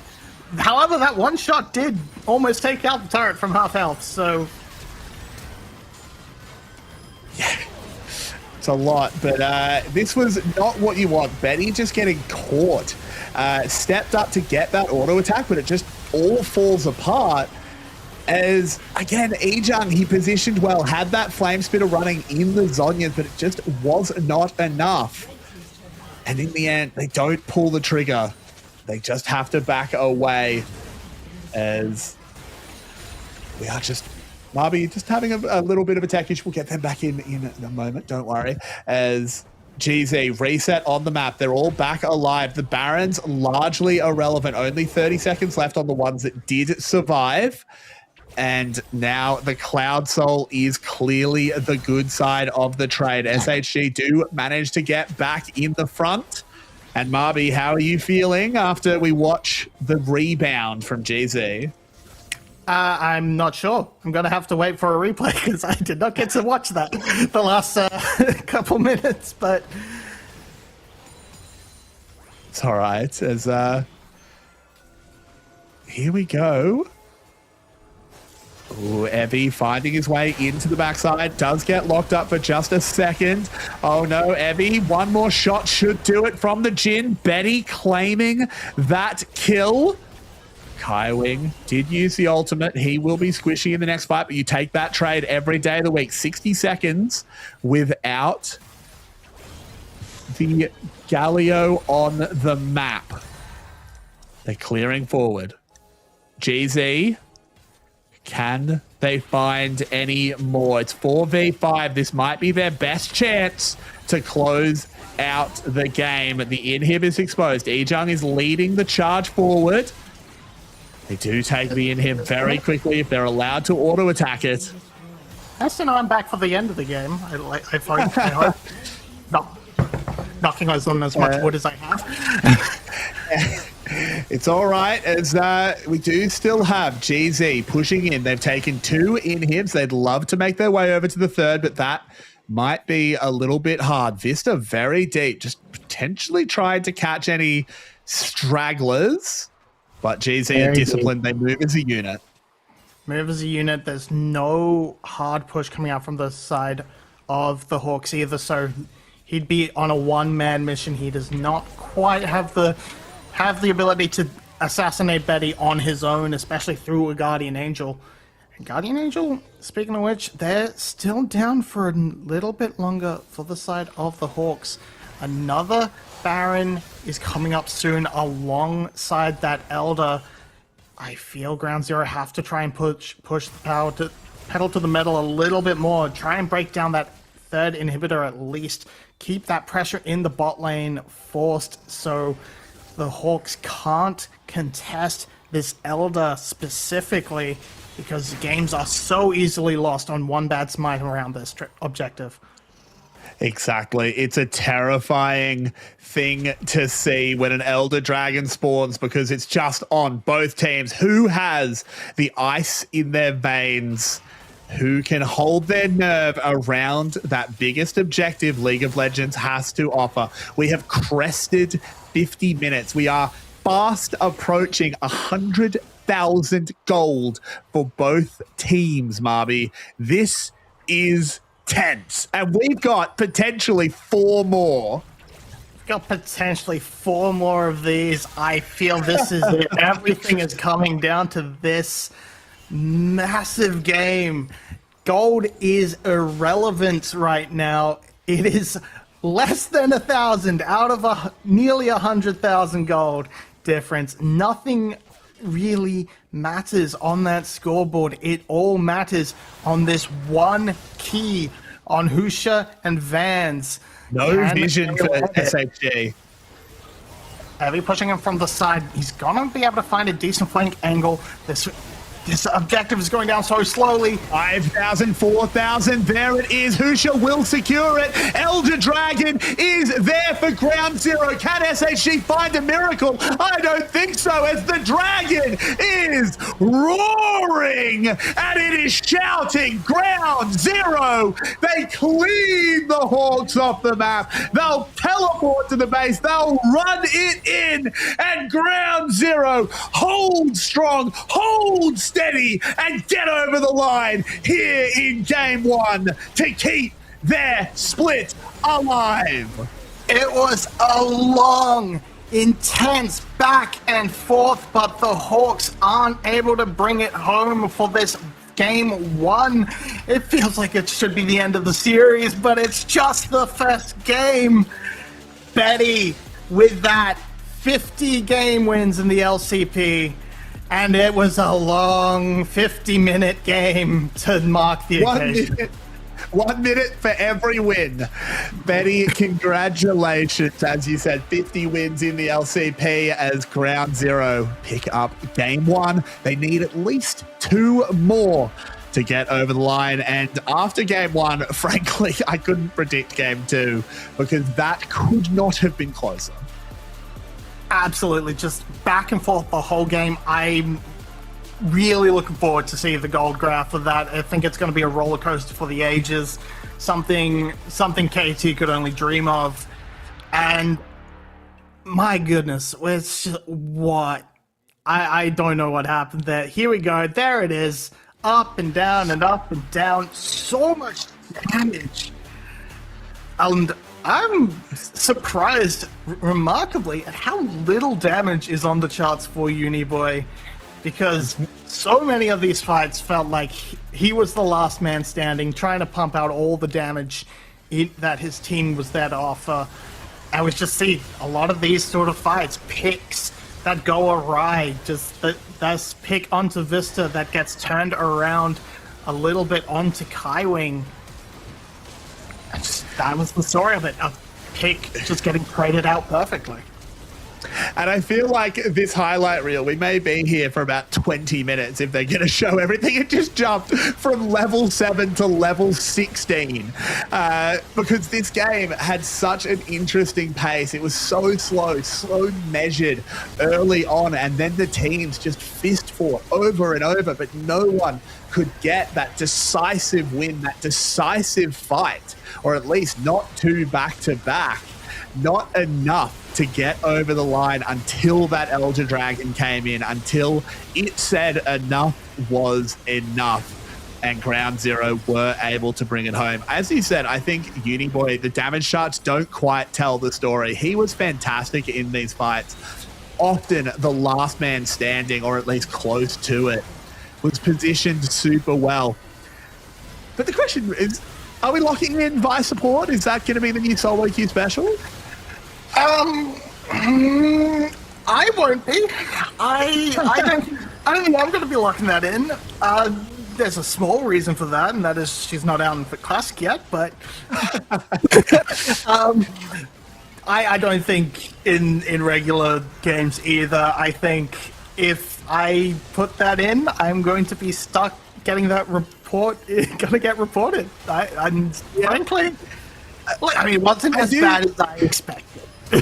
I do think Vista did find some good angles. I mean, we knew what it was. It's budget Camille. It's trying to do the Camille thing. It's not quite as good as the Camille, but Camille was banned.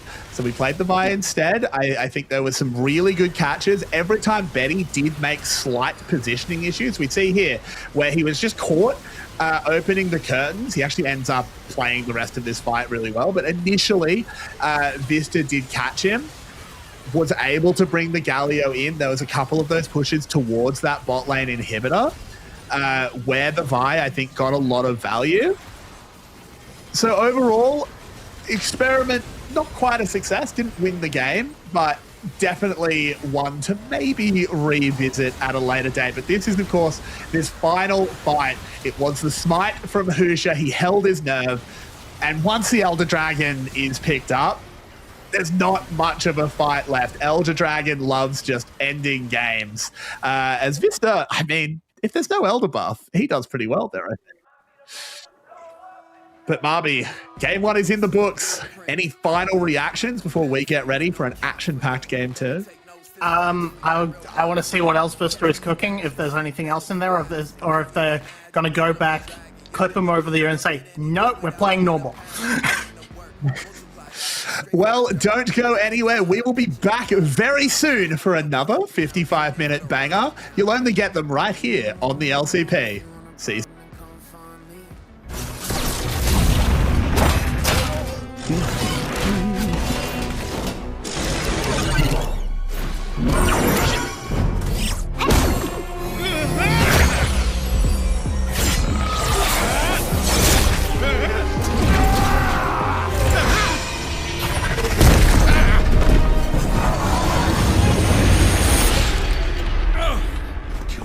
Few hundred patch notes and suddenly everyone's got 5 passives.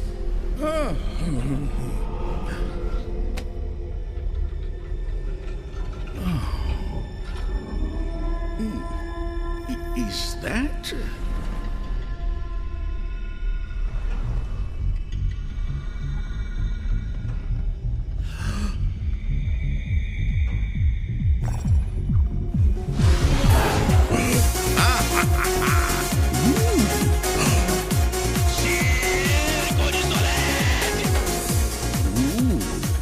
They get rid of that.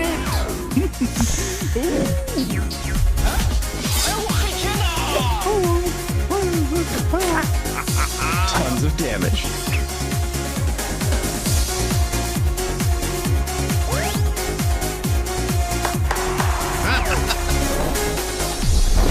Redacted, you're the winner.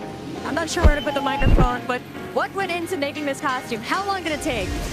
I'm French. I'm French. Oh, he's French. Oh. Hello again.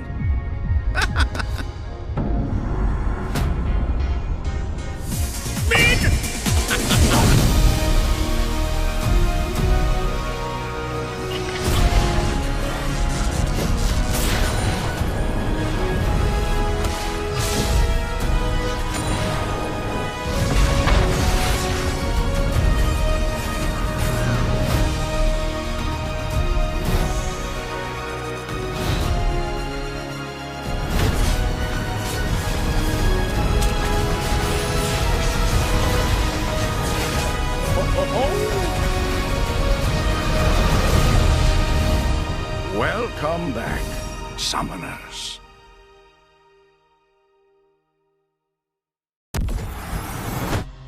Split 3 introduces the most impactful format change of the season, the Swiss stage, where seeding and championship points can make or break a team's year. Top 4 teams from Split 2 playoffs face the bottom 4 in the opening round. After that, teams appeared against others with the same win-loss record. Teams continue playing until they reach 3 wins and qualify for playoffs, or 3 losses and they are eliminated. Following the Swiss, BO5 seeding matches determine final placements. The top seed earns the right to choose their playoff opponent between the 3rd and 4th place teams. In the playoffs, 4 teams battle through a double elimination bracket for 2 spots at Worlds and the right to be called the 2026 LCP champion. Additionally, the team with the highest championship points secures a Worlds berth, rewarding year-long excellence. The LCP Promotion Series returns in 2026, with 2 guest teams required to defend their place against champions from the region's domestic leagues. But this time, championship points will be a determining factor in which guest teams have to defend their slot. The pressure is on across every level of competition. This is the League of Legends Championship Pacific. Let's show them what we're made of.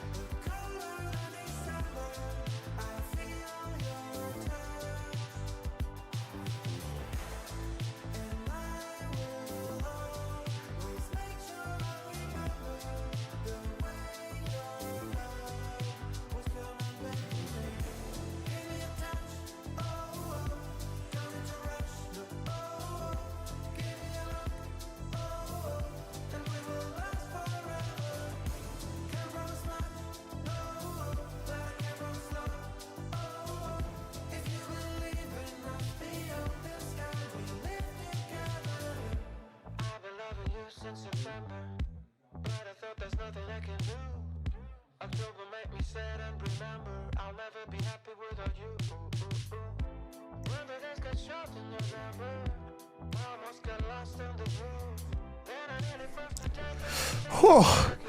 Good thing we had some time to recover there, Marby. After an absolute heater of a game one, we got to 55 minutes. We ran all the way, but it was Ground Zero that crossed the line first. 1-0 up, 2 more to keep their split alive. What do the Hawks have to do to fight back? Given the way that game played out, I thought they had their angle in front of them, and I think kind of it's a similar story to what they were doing in that first game, and that is hold on, because I came into this thinking Ground Zero plan is to crush lanes, crush early fights, snowball, and if Ground Zero could hold on, play a little bit around the map, that would work out for them. It didn't quite happen that way, because Hawks were doing pretty good early. They were keeping it very close, not letting Ground Zero get that lead, and then it just kind of went, all right, fight, and nobody was able to get a significant advantage. This time around, I think the Hawks... I think the Hawks don't have to change too much of the strategy. Maybe just a little bit more cohesive a comp that doesn't have quite the drop-off in that jungle support position that will scale into later. Maybe you're the ones who want to bring out things akin to the Sejuani or, Lee Sin. Lee Sin still plays quite nicely into the backline, into those sort of later periods. I think the biggest thing is, what is Ground Zero going to do? Are they going to play more aggressive this time and try to punch that early lead? I think it's a difficult question as well, because both Jin and Corki are gone. we might be leaning a little bit more into those mage bot lane. I think Ezreal just should probably stay banned. I think that's a really big pick for both teams, whoever doesn't have first pick. We don't quite know which side has been selected by SHG yet, as they chose blue side. They chose blue side of the map, and Ground Zero have chosen first pick. Interesting. Okay, seems that first pick decision is still being highly prioritized by the LCP teams. With that said, Locke, Akali being banned off the table, taking away these big assassins from Arya, which completely understandable. Arya is kind of a menace on these champions. And on the other side, SHG looking to take away some of the strong early laners from Yijung and Betty, taking away that Ezreal, taking away that Jace, that transition nicely into poke compositions later into the game as well. So I think with this sort of setup, Ground Zero with that first pick potentially looking to lock in.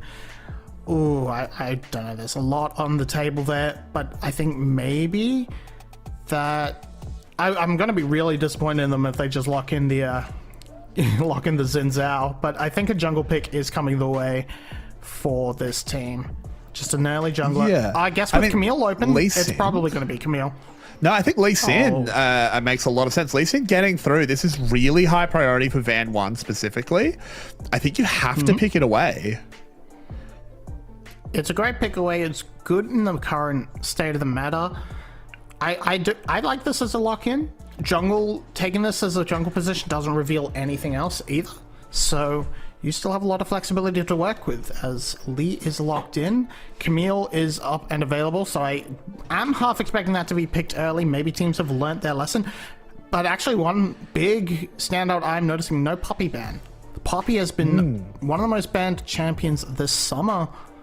So, and it has potential to play in 3 different roles, so I think it'll be a slam dunk lock-in, but Skarner is going to be the choice. Interesting. That can technically flex into support. I think that support Skarner has fallen out of favor a little bit, or a lot of bit, and as time's gone on, but Anivia, also flexible, 3 positions can go into. Nothing really shown by SHG quite yet. Yeah, they're playing with their cards very close to their chest, but that Camille does continue to just be the elephant in the room. I'd love to see Na locked in here. Yijung has a very, I know you'd hate it, but Yijung has a very mean Na, is locked in. You have to promise me we'll wait till we get onto the Rift to talk about the orange buff, as we've got plenty of draft left to play out. Zoe would be an interesting one, but I don't feel like you lock that in quite this early. Yeah, I think showing Na this early is a bit of a mistake, but rather than the pick as a whole right now, but but you're just showing it early. Syndra, Betty can play that as well.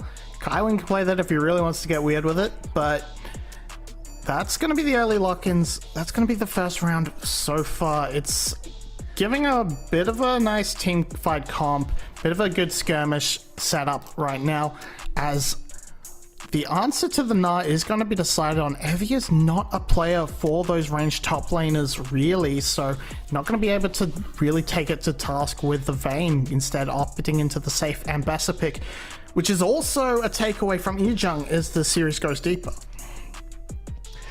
Yeah, I think I like the Ambassador pick holistically. I think it does okay into the Na. I think it has good setup as well. If you get a good Skarner slam into a wall or the Impale, you can follow up with the public execution really easily. I think the only thing that's a little bit sus is it does probably show your hand a little bit.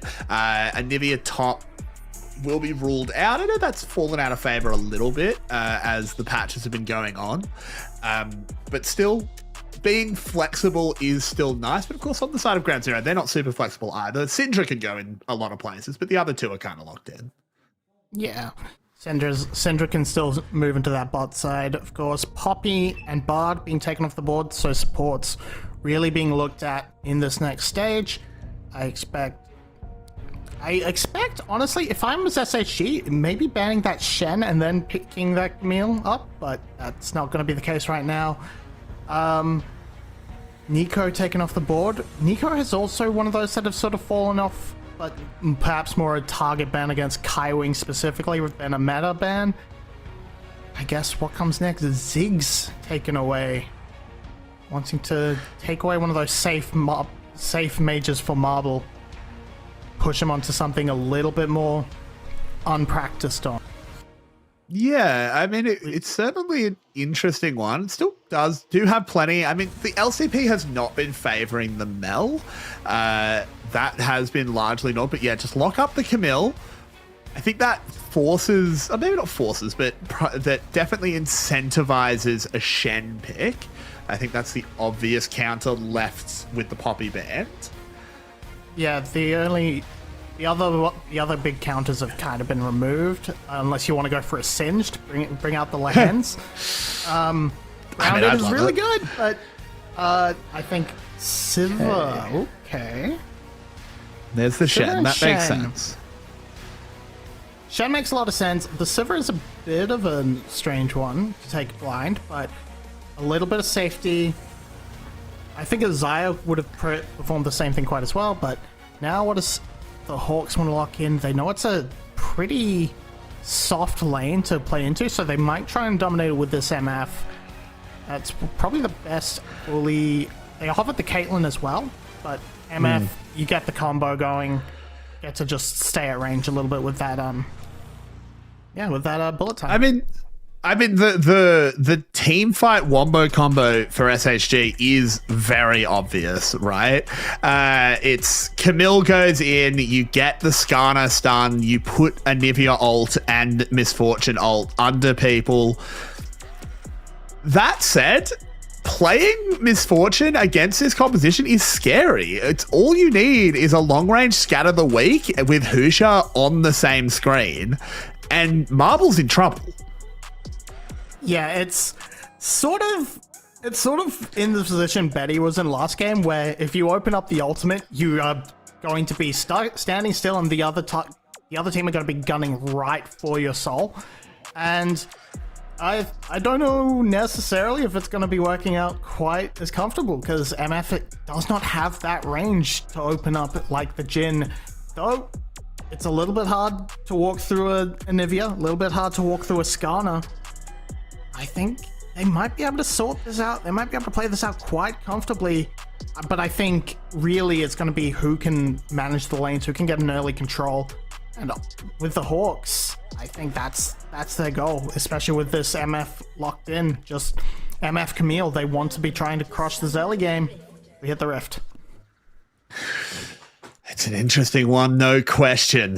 As they roll out, it is just the 5-man spread, not even a big push for like a Raptor ward, or at least not yet. Just defensive warding at the moment. Kaiwing does go up just to help out Ejung, something we've seen these roaming supports do a fair bit. But Vista is not going for a walk. The Camille Cantor not coming in this game. And having played bot lane with you, you must be so frustrated. The support does not belong in the bot lane. The support must be free.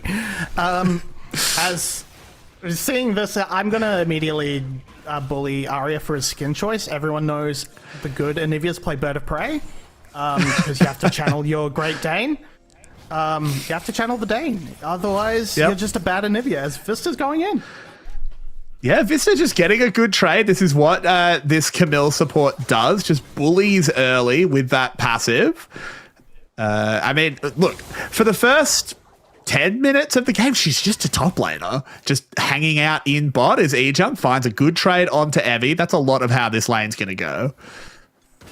Yeah, definitely. Ejung is one of our best laners in the league, and Nar is a really obnoxious laner unless you play around that rage bar well.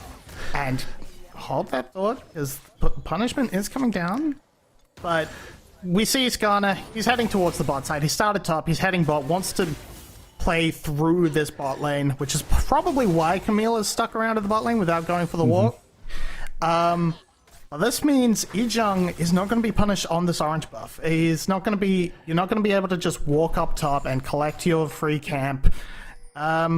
He's going to get to play with this reckless abandon as he's covered by Husha. Now Vista's walking. Camille's taking a stroll. Yep, the stroll very comfortably to the top.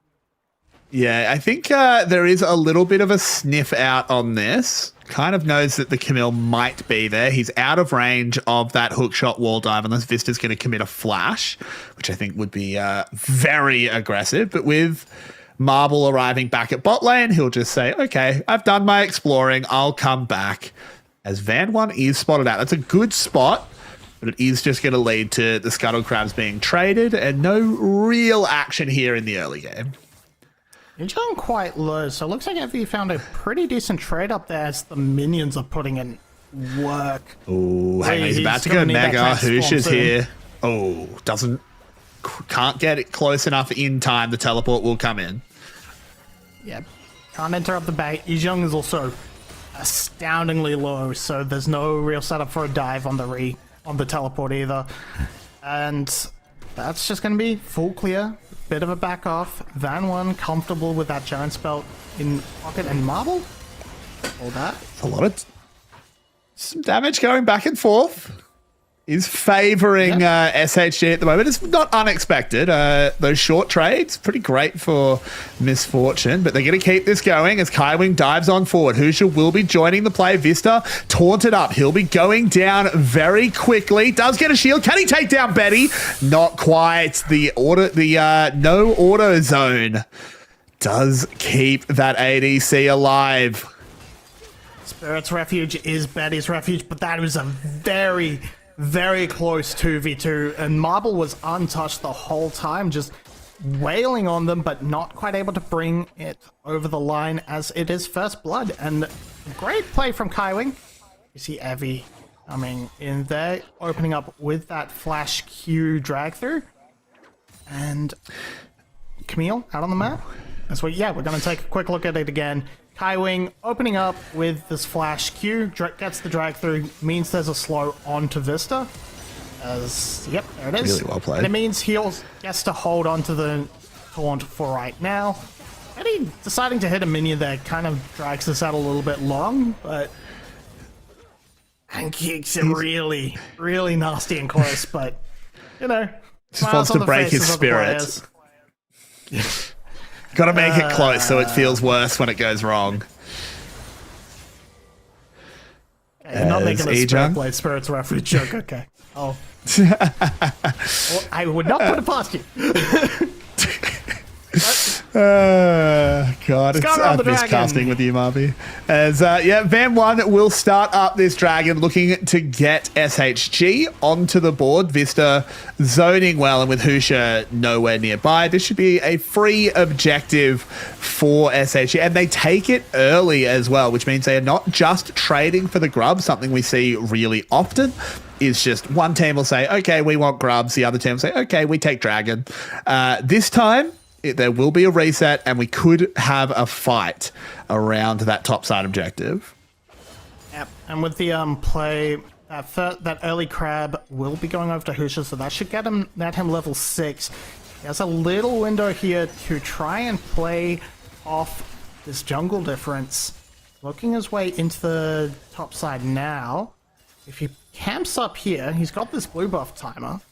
If he plays correctly, if he times it right, with Uniboy having to push in mid, he might be able to catch out Van 1. It looks like he's just trying to take the buff for himself, not really play for anything a little bit extra.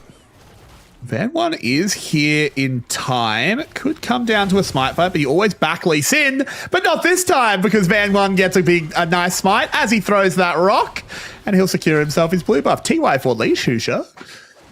Thank you for Leash, and that gives him that level 6, so now he has the ability to make the plays on the map with his ultimate, and Ijang has to play a little bit safer right now. His push is against him.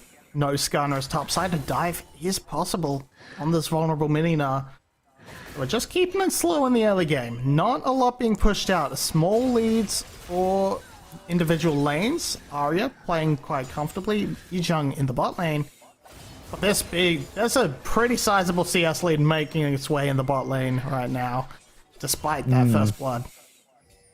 Yeah, it is 10 CS pretty much just straight up as the waves are cleared in the favor of Marble. I'm not too surprised to see that. I think Misfortune Camille, as much as Shen does match up well into the Camille, it's just a really strong early lane, particularly like Sivir just doesn't do the same damage as just you walk up, you land that love tap into a double up.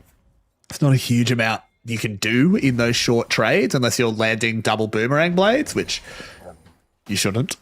Marble should be dodging at least one half of those. Yep. So I'm not too surprised to see a lead building up. I'm not too worried about it yet. And with a cull in Marble's inventory, I don't think they're looking for anything too aggressive. But you know who is? It's Van 1, as Uniboy just has to flash, just respects the Skarner play. Yep, respects the play. The follow-up is too immense from the side of SHG. Getting caught by 1cc means pretty much guaranteed death there.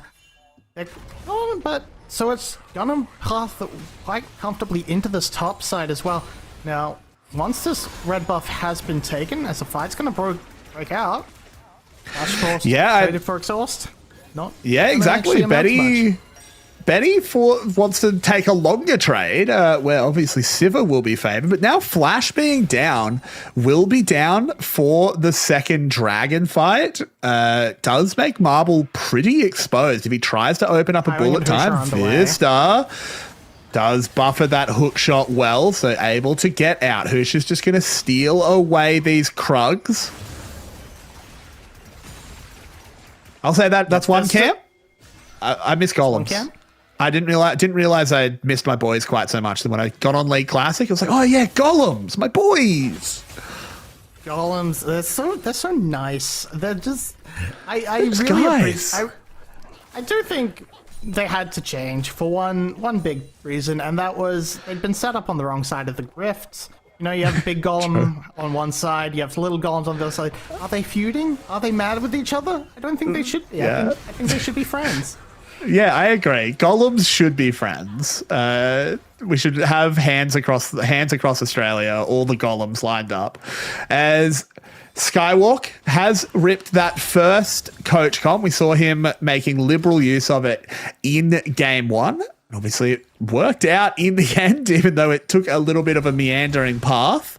So just able to come on that 10-minute mark, have a chat with his boys, and see how they're going to play the next little bit, as we are 40 seconds away from that second dragon. Yeah, and with that early one taken by SHG, I think Skywalk's trying to avoid the situation of last game where you go down 2 dragons and have to sort of feel a little bit forced into these fights. Because right now, they have a very comfortable scaling comp. You just have to wait about 400 more CS, and then Sivir automatically wins. That is how the game works. I have been assured. And right now, lots of vision control down there for the side of Ground Zero. They have full control of this river, and this time, not looking to play retake, looking to get there first, start it up straight away. Vista is here, poking his head in, but with Husha on the, Van 1 on the wrong side of the map, I think this one might just be let go for a little bit of free, maybe some damage. Ooh, very aggressive here by Vista, just stepping up when he didn't need to. Van 1 could get in range for a smite steal, but chooses not to. Just a little bit too aggressive from Vista. GZ, they'll get themselves a kill. They'll get themselves a Cloud Drake. They equalize that stacking objective.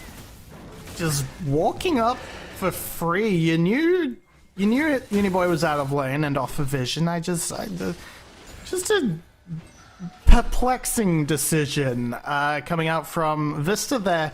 And that's another death down onto this Camille, and it gives this opportunity for Usher and Kailing to play together, hooking up in a way that I have not seen yet from them thus far this split. Playing together, playing aggressively. This is what I wanted to see from Ground Zero, and now it's coming together as lots of damage in that 1v1. Ichang still taking Evie to task.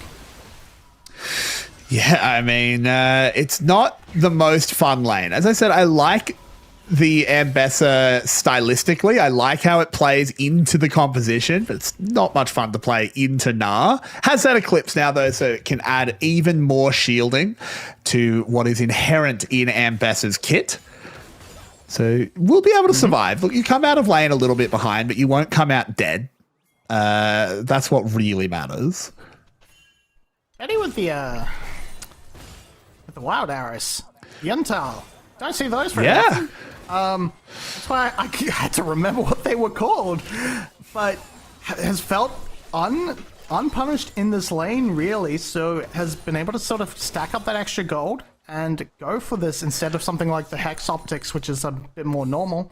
So, gonna be building up that extra crit, building up into that late game scaling, not looking to fight too much too early.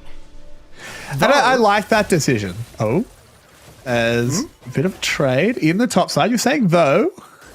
I guess I was saying though, because when we saw that trade onto Marble earlier, it was because they had that BF sword advantage into a pickaxe, which was afforded to them by this build path. So I guess able to back for a nice BF sword, it means they get to come in and pick up these wild arrows, and with that extra attack speed on your first item, you get the lifesteal boots as well, the Omnivamp boots. Betty playing with my heart here, just building to maximize. Stuff. Yeah, just building stuff. Building max effectiveness is what we like to see. That ward over the wall getting incredible value, just spotting out everything SHG was doing. But Kaiwing caught out anyway, put in the ultimatum, impaled and dragged back. But there's no more follow-up. The stun does land. Arya will take that Shen down. Yeah, at that point you're just typing in chat 2 ults just for me. Because, you were out of position there. Evie gonna get hang on by Uniboy. They unleash the power, but a flash is traded, and Evie will survive. Early flash is good because the follow-up scout of the week, with that many bolts on the ground, it is almost guaranteed. And then Lee Sin will just execute you. So, good flash, playing it safe from Evie. Still getting sort of punched around a bit as the play has moved to the top side. This crab is the war zone. Ooh, there's a taunt going in. Van 1 is the target, booted back. He's very tanky though. Can Betty finish him off? A flash away. Can't quite find him. Husha dives forward again. Doesn't quite land the follow-up onto Marble. SHG are able to disengage. You blowed 2 flashes for 1. Betty's flash is important, but taking those 2 off the table, it is a net win for Ground Zero. That cooldown economy is important. Playing a bit of a fight for nothing, it feels like, but you got those cooldowns. You get the positioning of this Herald. Ground Zero actually taking a fight that works out extremely well in their favor. A well-thought, well-planned fight.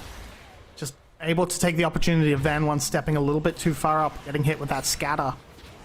And now they have that in pocket. They have a Sivir in mid lane. It should be a very comfortable crash to try and break open that mid wave and then utilize that space in the tower, with that tower being taken down, to move in, control the jungle, and make good moves on the map to break open the rest and accelerate that gold, which is still even. Oh, Ejung does get a catch here onto Evie, get a call in a friend as well. They stand united even as they're publicly executed. Evie in trouble. Evie goes down. And just a little bit late from Uniboy to get the assist, but that has given up a bit of pressure onto this top side, actually. As now, with the grubs in hand, SHG are going to just start wailing away on it. With Husha pivoting to this dragon, it might be first brick given up in trade, which is a good response from SHG. So a Rift Herald drop could have probably made Ground Zero get away with even more.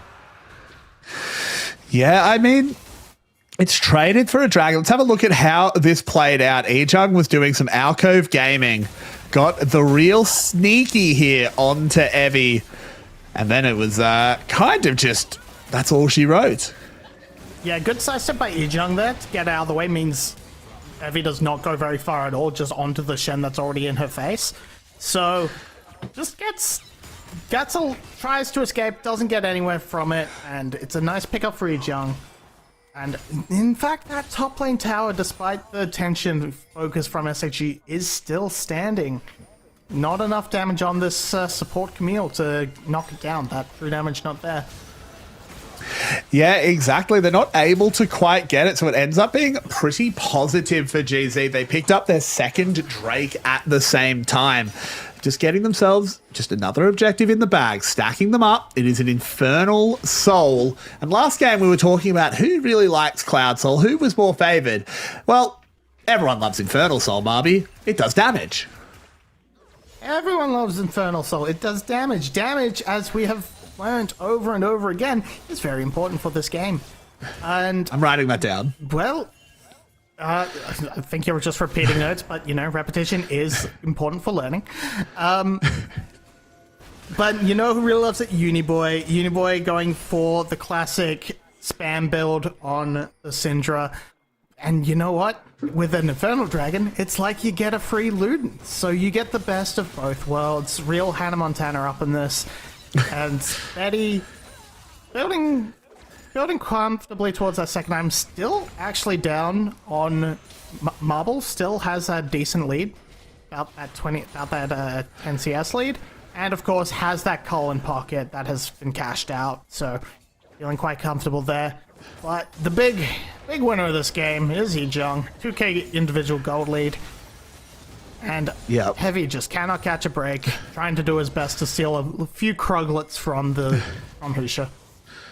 Well, I've never seen Ejung and Hannah Montana in the same room, so who knows? As Arya will go up, use those grubs to get himself the tower. Van 1 now tunneling through, decides not to go too deep. It's just that little gold swing for SHG. Arya, interesting build path coming out from them. Not usually seeing the. Yeah, we don't really see that. The Malignants. Yeah, that's the one. Yeah. Thank you. No worries. Names. I know what it does. Don't know what it's called. It's all right. Yeah, to me, they're all just piles of numbers.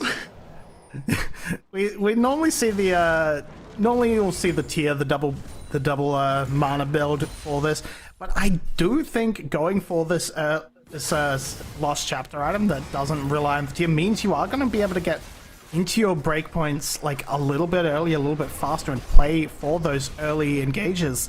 As Herald comes in, why is Betty the one in it? Doesn't matter as Vista misses. Yep, it's all right.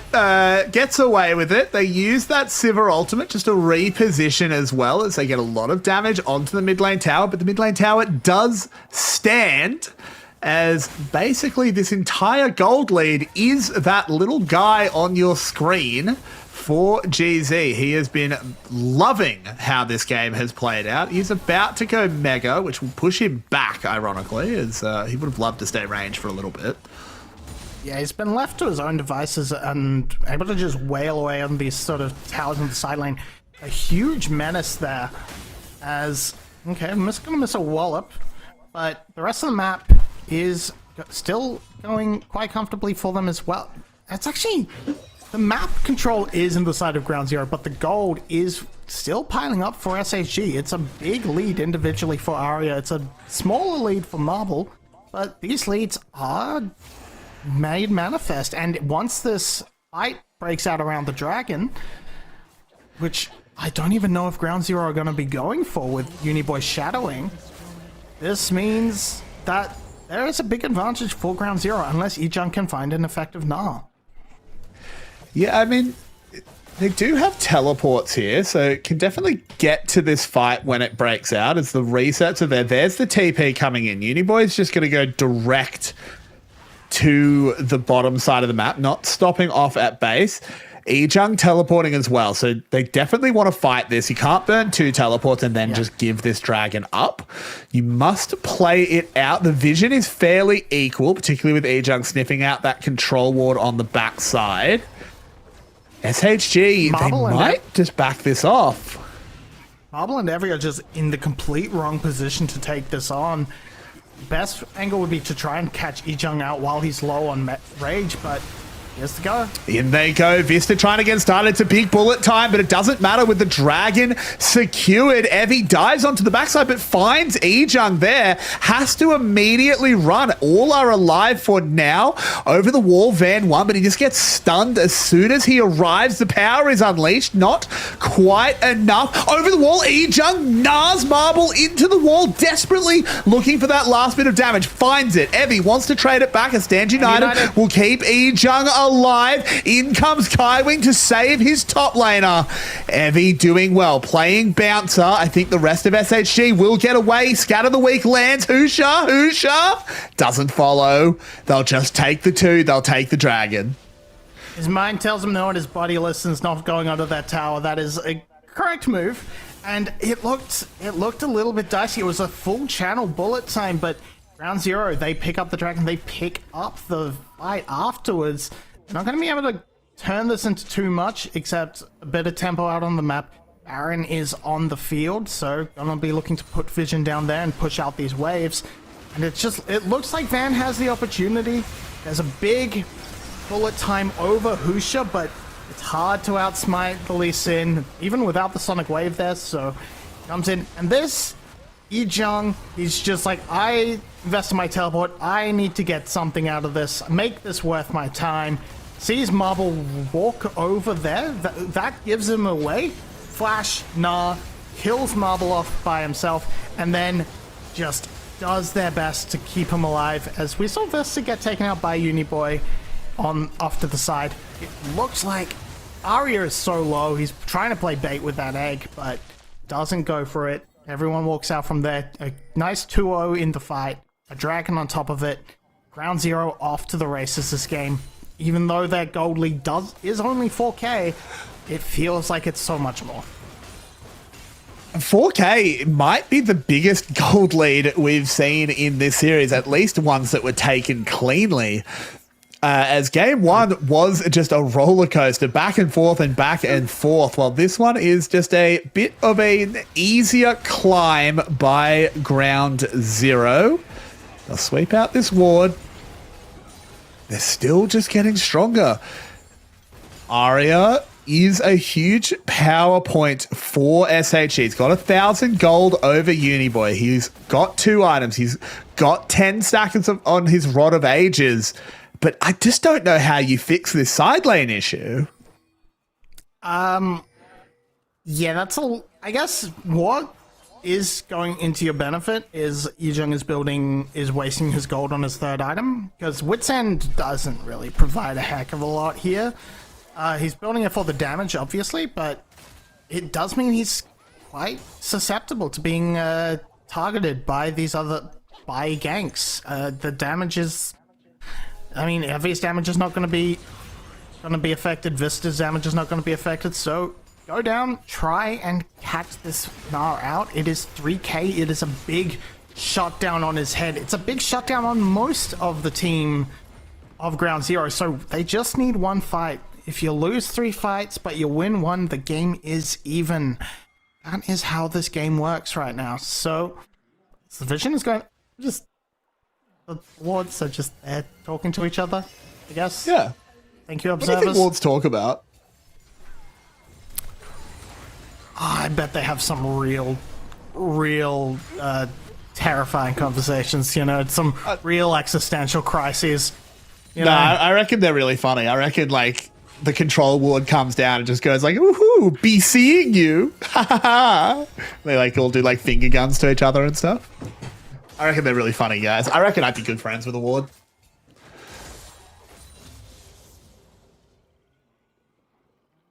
So there's Eddie's catching this wave. Down. So there's wards down in the river. The control ward that was pointed out to us has been cleared, and oh god. So what are we doing here? What is the angle here from Van 1? Because right now it's just catching waves. Right now it's just waiting for this dragon to spawn. And really, if you're Ground Zero, that is all you want to play for. You just need this soul. I mean, you don't need the soul. There's only one dragon on the side of SHG. You could be looking to trade this dragon for pressure on the other side of the map, but that is not what Ground Zero wants to do. Ground Zero wants to do this as quickly and cleanly as possible. So, dragon started, and they keep the bouncer, and they keep it going. Good rage bar from Ijung. Yes, the opportunity to go in now. Yep, does go. Mega can just zone Van 1 away. They're going to collapse onto Ejung, but it means they lose the dragon. Infernal Soul secured for GZ. They pull even further ahead in this dominant game 2. What was the Van 1? Your job is to try and threaten the dragon, not walk face first into the Gnar who has gone Mega, who can CC you. And now, okay, teleport coming down, but Ejung will not have much rage for this. Hang on, there's the Impale going in. Husha in immediate trouble, blown up. Ejung, look at him go, he's gliding on them. Goes, gets that full Naba, goes Mega, will get a kill. Uniboy at the same time got a double as Ejung brings the heat. And GZ wipe out SHG. They dominate that fight. Absolutely crushing. They're not going to be able to break down the base, but Baron is available. It is up. It is 28 seconds for the Van 1 smite. So they're just going to come up and take this quite comfortably. Maybe they'll try and hold on. And this is a little bit fun from Husha, you know, as the timing is just gets it such that he ends up dragging himself in there. But it doesn't matter. The Infernal Soul is too much. There's the Ejung in the back cutting them off. There's the ricochets, the big damage. It's just a huge wipeout for the side of Ground Zero. Yeah. Syndra is off to the races. 120 stacks. Has that basic Baby Rabadon's passive already built up. So much damage on this Syndra. It's 4k coming out from the solo laners and almost the same from Betty. Just dominant. It's going to be really hard for SHG to get back. If they can hold on for 4 minutes, there's always the angle of the Elder Dragon, but they have to withstand this siege, and Baron and Infernal Soul, it's going to be a real hard fought siege, and to stave off. What Skywalker's saying right now, just like, all right, fellas, you've got Baron, you've got Soul.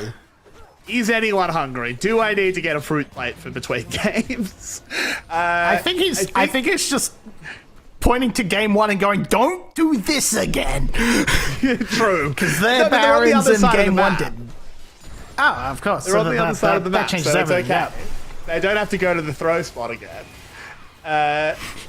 As they do begin the siege, Betty has been quietly farming up as well. Not the most highlight-ridden game from him, but a solid one nonetheless. As in goes Vista, trying to make it happen. He does not make it happen, just gets exploded. And there's Betty that I was just talking about, going forward, going wild, ricocheting those little shurikens across the entire team. Van 1, triple kill now for Betty. He heard me say it wasn't highlight-ridden and wanted to get one in the book. Yep, and he just found Marble, just puts out the bullet time and just says, okay, you're stood still, I get to walk up. And Arya is gonna do his best, but he's just, what can he do? He's gonna get blown up there.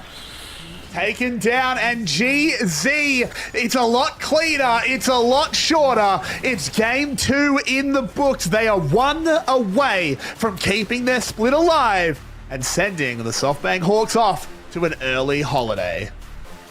Yeah, no golden eggs coming out of that Anivia for Arya. Despite a strong individual gold lead, the Hawks are left floundering. They are on match point. Their year is in jeopardy.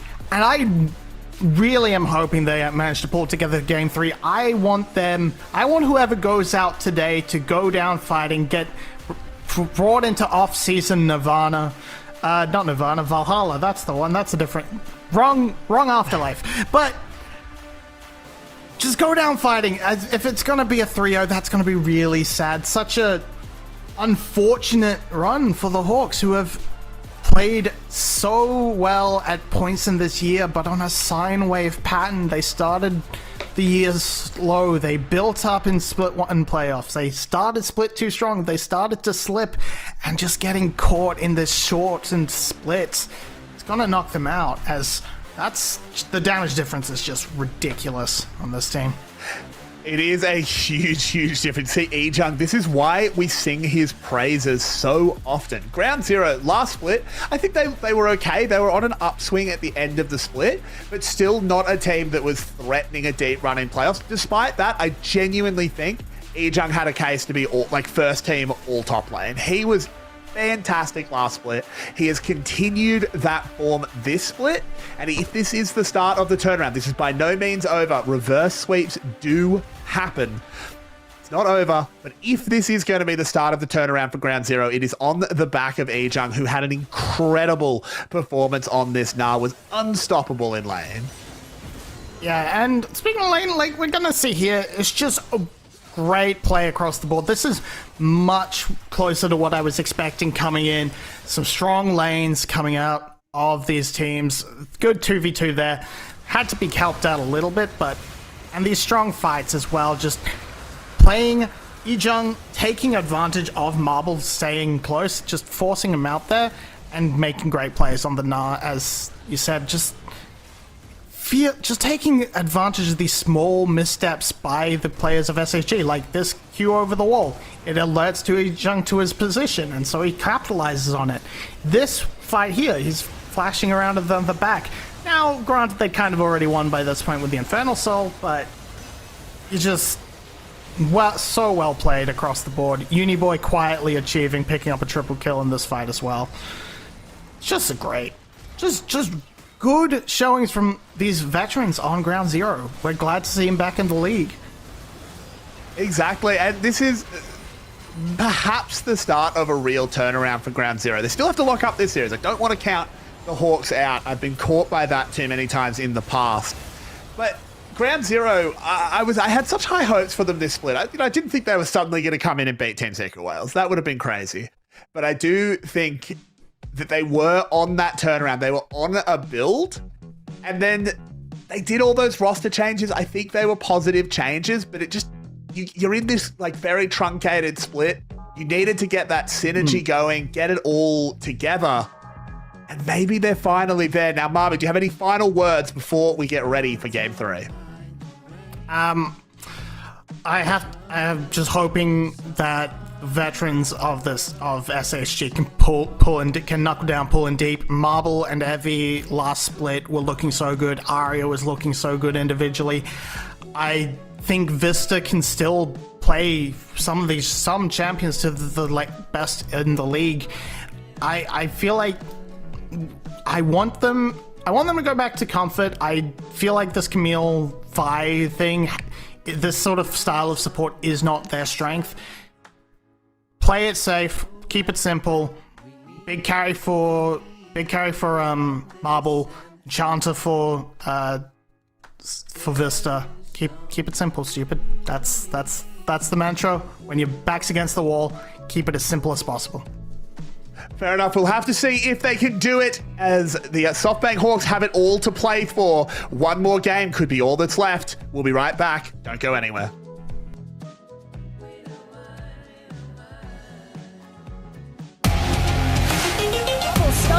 Right, here we go, Dustin. From the heavens, actually a double TP. He died, the 1v1, his eye comes out on top. They have to. Here comes the hero's entrance. They have the speed.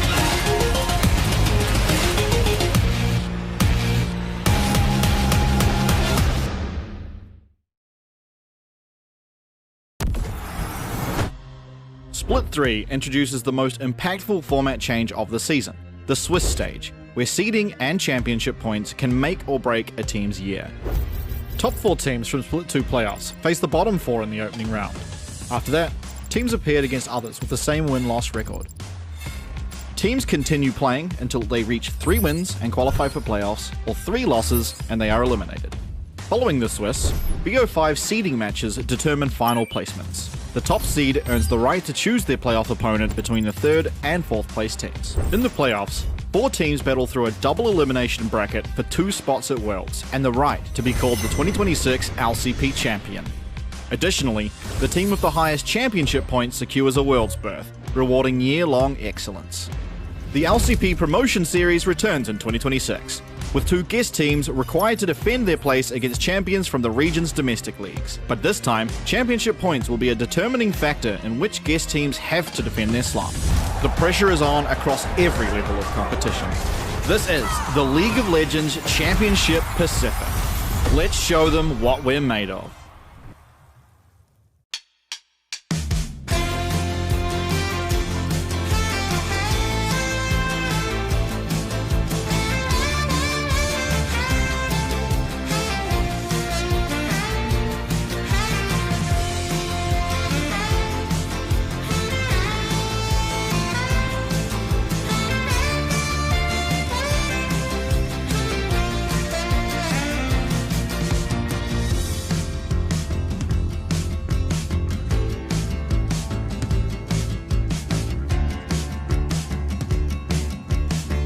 Các chị hậu hồi xưa anh về đất hơn.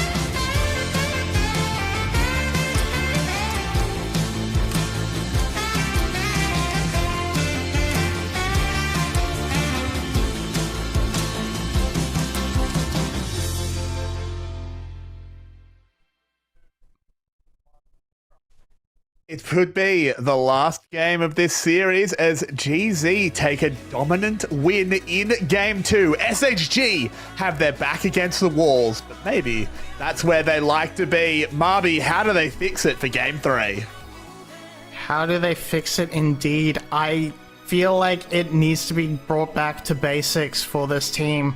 Marble is a strong carry player. Let him play these strong late game situations. I think that is the way to go. Scaling, they've been able to play a pretty comfortable game in terms of keeping them in stopping like it going too far out of control for ground zero, but I think then they're not giving themselves the options to really scale into something particular. I think that game especially playing too far off these early game supports that fall off a cliff. Playing off strong early game AD carries.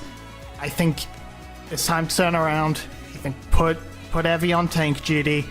Not that he's played bad, but he's just really good at tank duty. And then Marble and Vista, they're your carries. They're your wild card. They're the guys you keep at the back. And then Ari and Van, they're the playmakers. Get it done that way. Yeah, I think particularly with the Gnar out, I don't think there's a huge tank punisher in E-Jung's pool. This isn't Pun that's just going to pull out the set. I mean, he could lock the Vayne, but that's not really an E-Jung thing to do. I think you can get away with a Scion. I'd love to see an Ornn that maybe just contributing a bit more engage out of Evie. But they've got to figure out something because, unfortunately, Game 2 just wasn't close. Yeah, and I think on that sort of stance, if you take away that Cassante, that is the last of E-Jung's really big comfort picks that he goes back to time and time again. So that might be the angle, but Ground Zero, that they have been playing so strong in their lanes. They haven't been actually garnering a lot of individual advantages in terms of like what I would have expected, especially out of Betty and Kaiwing, but and of course Uniboy was sort of finding himself down in gold to Aria in 1v1s, but they're still contributing a lot to the team fights. They're playing those out so well. I don't really think they have to do anything too different. Maybe this is where it starts to get a little bit dicey for them as they have to reach a little bit further into their champion pools, because a lot of these players don't have the deepest options to work with. So I guess the ban strategy coming out from Corgi is going to be very important here. What's he going to look to do? As it's removing ranged top laners again. I'm immediately thinking we're going a tank top. With Vayne taken out in that first phase of bans, the Jace has been consistently taken out. I think locking something early for Evie makes sense. Orianna was banned out as well. That was the other option for first pick. I don't think you need to first pick a tank, to be clear. Could just get a high prio mid lane like that Ryze. Yeah, and Ryze, still flexible, can go to the top side, but most likely in the hands of Arya, has that playmaking potential with that pick from the Rune Prison and that map mobility. Now, what does Ground Zero want to lock in here? I think an early mid laner, that's more reasonable. Pantheon is what's available left. I would think Pantheon and Xin Zhao are the next on the block for someone like Husha. So that's going to be picked up there. Good to see. And I would choose to lock in a mid lane here, something that can potentially flex between the two roles, like this Talia. And you've got the Avengers assembling. They can be everywhere on the map at the same time. You can pair them in the bot lane, you can pair them in that mid jungle. It's a good reactive style of play that Ground Zero can work with to play out their side lanes. Yeah, I like it a lot, but they switched to the Ahri at the last moment there. Wanting to see more of the SHG draft before they lock in anything else, and there is the Lucian Milio. We are dodging mage bot lanes. We are playing ADCs this series. Yeah, seems to, which is over it, I guess. And there's the Cassante hovered from Yijang. Yep, that's what he goes to a lot of the time. So I'm not surprised to see that it picked up again. Assuming he does lock that in, and that gives him opportunity to sort of throw down the gauntlet and say to Evie, what are you going to play into this? Are we just trading tanks? In which case, Cassante is going to be very happy with that. And now it's bot lane. What bot lane are we taking into Lucian Milio? You can certainly outrange them with a lot of the mages, and I think SHG is sort of banking on Ground Zero going to that, because they have played a lot of mages so far this split, and then just trying to double down and kill them with this Lucian. But I'm not sure how it's going to work out with this setup, as Trundle taken off the board. Very good ban to take away when you're running a tank. Yeah, I think Lucian Milio is a really interesting one for sure. As you've outlined, I think Marble and Vista have been playing reasonably well in lane. I think things got off to not an ideal start in game 1 in particular, but that was mostly on the back of just a really game 2, I should say. On the back of a really nice play by Kaiwing. This gives them more strength in that lane. They should be able to bully. Caitlyn bared out. I mean, I know people are going to hate me for saying it, but I feel like the correct answer to this is just to lock a mage, play very far back, and just be safe. Yeah, as that Mundo ban comes in as well, I think it'll be probably a Wukong lock coming in on this 4th pick for the side of the Hawks. That, I think, is the one that makes the most sense for me. This final ban probably going to be something... Okay, it's going to be the Lulu. A bit interesting. I think trying to lock out the bigger hyper carries from Betty. But, you know, there's still a Thresh available if you want to go that route. There's still almost every other enchanter under the sun. Seraphine? Ash Seraphine is still good. Ash Seraphine is still an option. And we're going to get transported back to spring a little bit with this composition setup. Yeah, we're just playing comfort here, seemingly. Just ignoring tier lists, ignoring international pundits. Just saying, no, I like playing Ashe. And hey, fair enough. I like playing Ashe too. Ashe is This is SHG will have to reveal the rest of their comp here and there. I think we were predicting a Scion. We thought Evie was going to be on tank duty this game. Yeah, and then you're looking at your jungler. Unless there's a real curveball, which it could do, you're saving it for last pick for a reason. But I think Wukong is probably the most likely. Xin Zhao is the other big normal bruiser.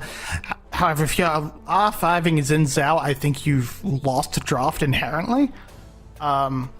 You've made a mistake somewhere along the way. Ooh, Nocturne's gotten through. Okay. Nocturne has gotten through, and this is a pretty good pick into the Pantheon, and a Braum would just shut out Vista completely. Not Vista, rather Van One, who is the actual one playing the Nocturne. The Bard, a little bit more lane strength, because Renata as well would be very strong. Renata will do much what you're looking for with that Braum. It's a little bit harder on the... Okay, never mind. All that posturing just to slam the duo that we always expect. Okay. This is a very unusual composition for the current state of the game, but it's going to be playing out these strong bot lanes. And I think with tanks on the top side, both mid jungles as the playmaking duos, it's going to be hectic in the bot lane right now. And oh my god, ooh, there's going to be violence. There is going to be violence in bot. Yeah, there is going to be fighting down there. I think both teams will be looking to rumble a little bit. I don't think the supports will be going on any strolls this game. As SoftBank Hawks must find a way back in. They have to get off to a good start, or Ground Zero will be sending them home for a long, long Christmas break. It's not what you want at all. If you're the Hawks, you want to get value. You need this value to come in.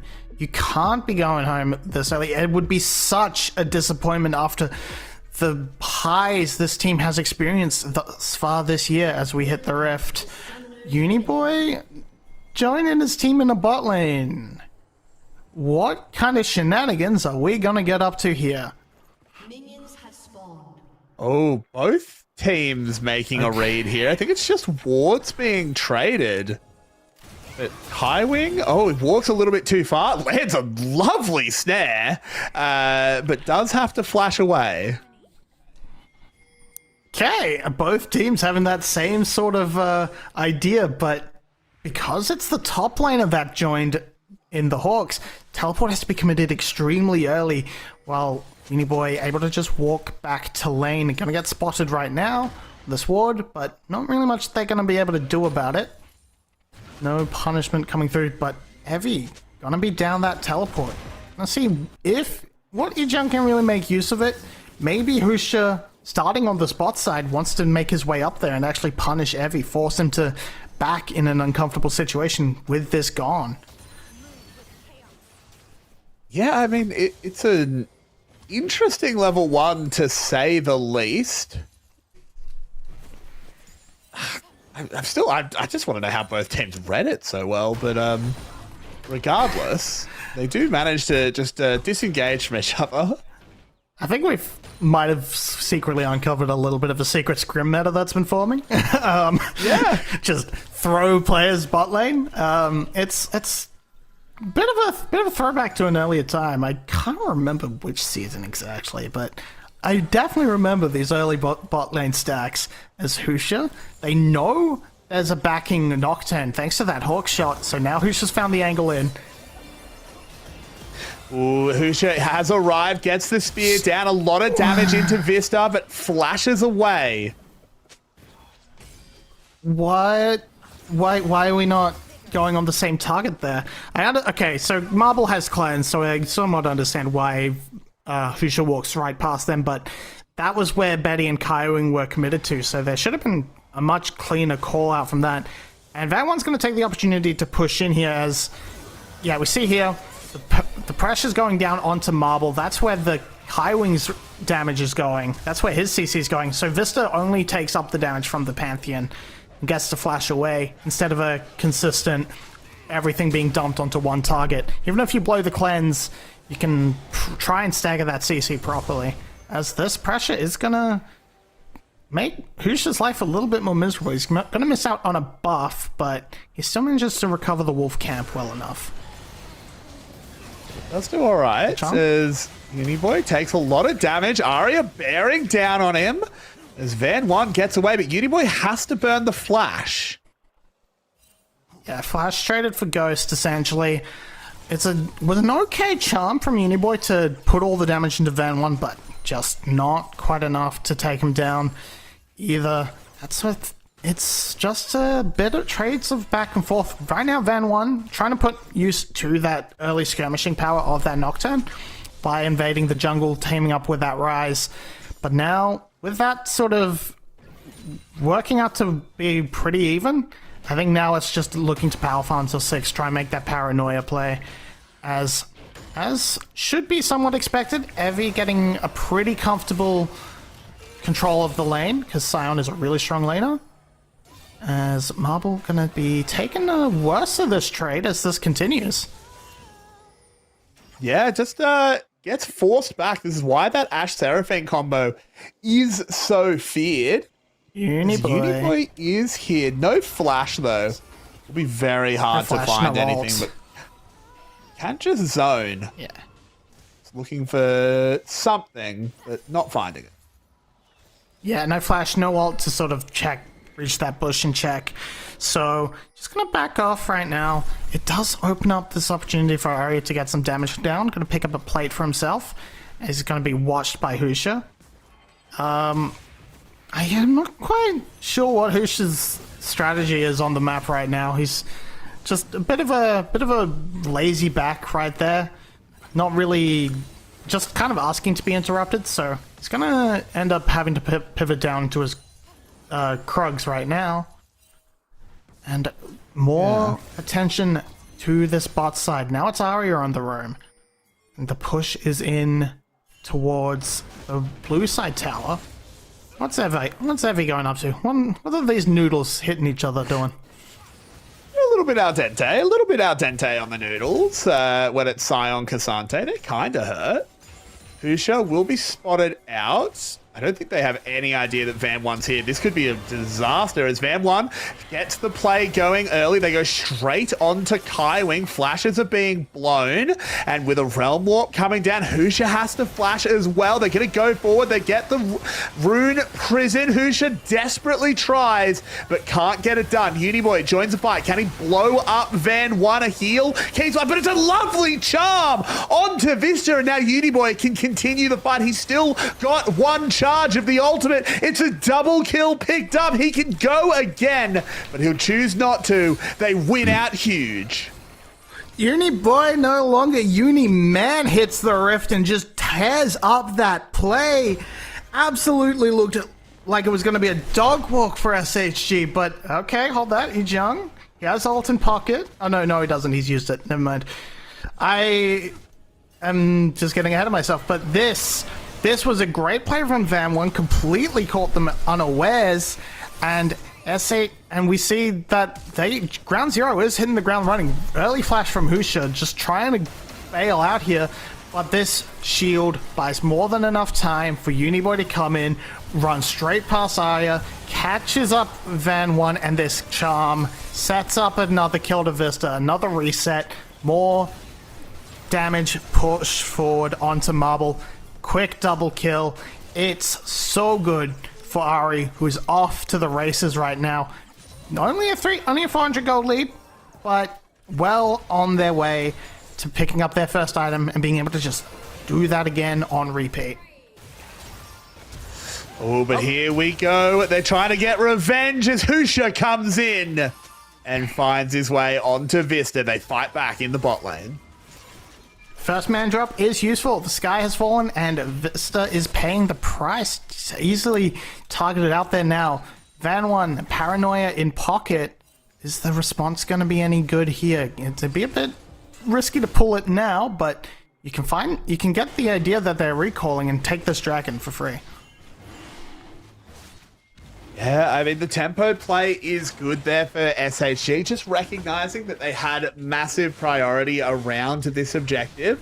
They'll get that first stack, and I think given last game, how quickly GZ built their way towards a soul, I'm glad to see SHG just getting their heads around that one and locking that in early. Yeah, locking that one down. Ground Zero playing comfortably, able to trade fairly happily on the map as SHG have fallen down into a pretty unenviable position. The back is against the wall. We've said this game is it. If they lose, they have such a struggle. They have such a thing to come back from. They have to reverse sweep this to keep their year alive. But just losing across the board now. There's a small CS advantages that really amount to nothing against the kills. And of course, top lane Ichung is dominating once again. Uniboy on the roam. But Husha's in the jungle. Husha's a bit away, just trying to farm it up. This push from Betty and Kaiwing makes it a little bit hard for Uniboy to really put his foot down and actually impact this lane. So just trying to find an angle, trying to make use of his time out of lane where he's got that wave pushed. Exactly. He had... Oh, hang on a second. We'll have to come back to it. As under the tower is Ejung, desperately trying to find his way out of this paranoia. He's doing pretty well for it, but unfortunately can't quite do enough. Falls down. It is a kill for Van1. Uniboy's here. Can he find a Nocturne napping? There's the charm. There's the damage. Lovely play by Uniboy. He has been everywhere this game. Yeah, just absolutely great awareness on the map. Knew he couldn't really get up there to help in time, but maybe catch them on the recall, and does just that. It looks like Van1 was going to be able to get out, but decides to cancel and walk back towards his jungle. Sees that full top side available. He just wants those camps, but Uniboy in position. Arya, in the meantime, he's been out of lane. He's been doing that shove and roam strategy, but he hasn't actually committed to a play since that first one that Uniboy turned around. So now he's out of lane. Now he's pushing down. There's a pushed bot side. Here we go. In comes the Realm Warp. The Ash Arrow holds back Arya for just a moment, but Betty will be sacrificed. Kaiwing will get away, but it's a good play by SHG. Yeah, Betty knows, can't really commit much, really can't sacrifice anything, doesn't blow the barrier. Big encore, but the cleanse does no chance to turn around. Husha's not in position, no one's in position, so it's a nice response from SHG. They're going to be able to use that, relieve some of this pressure onto Marble, who's going to be able to pick up this item first, the Assassin's Reaver. And now we're just going to return to a sort of standstill.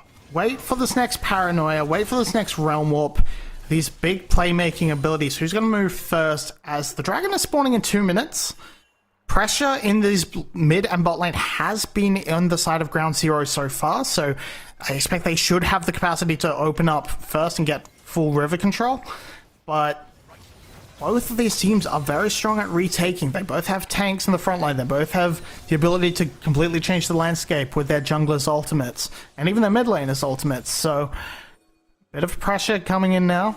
Control of the river, focusing in towards that blue buff. Maybe some deep vision is essential to control this dragon. Yeah, it absolutely is. As all out goes E-Jung, but Sion able to just sound the horn, get out of there, get the safety. Ult's traded in the top side.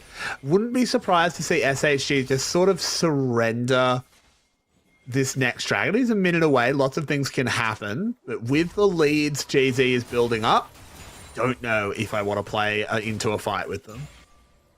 Yeah, and that ult trade is just a huge victory for the side of Ground Zero because Evi's ultimate is so much more important for the side of the Hawks than Yujong's all out because they don't have any real effective engage beyond that onslaught. It's just, that's it. You can throw Paranoia in, you can try and pick off with a good Realm Warp, but you don't have any hard engage outside that, whereas the all out, it's more damage, but if Yujong gets to stand in front of someone and be a big tank, that's his job done regardless. So he's more than happy to trade that out before a big objective like this, as he makes his way down river now. Gonna try and save that teleport. And I think SHG are just gonna let this one go a little bit. I think just sit back, let that be taken without too much... never mind. Never mind. Teleport invested. They're gonna fight. Yep. They're gonna fight. We're rumbling. We're rumbling in the LCP, Marby. You shouldn't. It's the first dragon. You don't need You're this. new here. You're new here. You don't get it. It's rumble time. As a fight is breaking out. In comes the Pantheon ult. They go immediately in onto Marble. The encore is massive as Uniboy comes out to play. Evie, next target. Can they find the damage? Kaiwing can. And it is GZ winning the fight. They'll stroll back over to Baron as E-Jung gets away. Doesn't tank up the tower. They'll be able to walk back over to the dragon, get themselves that objective along with some kills. That final charm, Uniboy, this old man has hands. He's crushing these fights with that final charm onto Arya, forcing a flash on to top it all off. He's dominating these fights. And SHG, I said you shouldn't fight. You let this one go. You don't need to. It's not an important dragon. But they just try. They group around the mid lane and they get destroyed. They have no right. They can't control anything on this fight. So the dragon has given up. They have to commit to the bot side again. And they have to commit to pushing out these waves. They don't get anything out of it. They just lose. Their saving grace right now is that it's a Chemtech soul, but a Chemtech soul on a Cassante is kind of his dream. He kind of loves that because he is always below 50% health there. And you see, trying to go onto the tank, but you don't get to control the engage. It's the Pantheon, it's the Ahri, it's the Encore over the top. And then Uniboy's just diving in and out, picking up so much damage. Great flash to redirect the Q. And then this charm is just a little bit extra on top. We're not even going to get to see it. Didn't turn into a kill, so fair enough.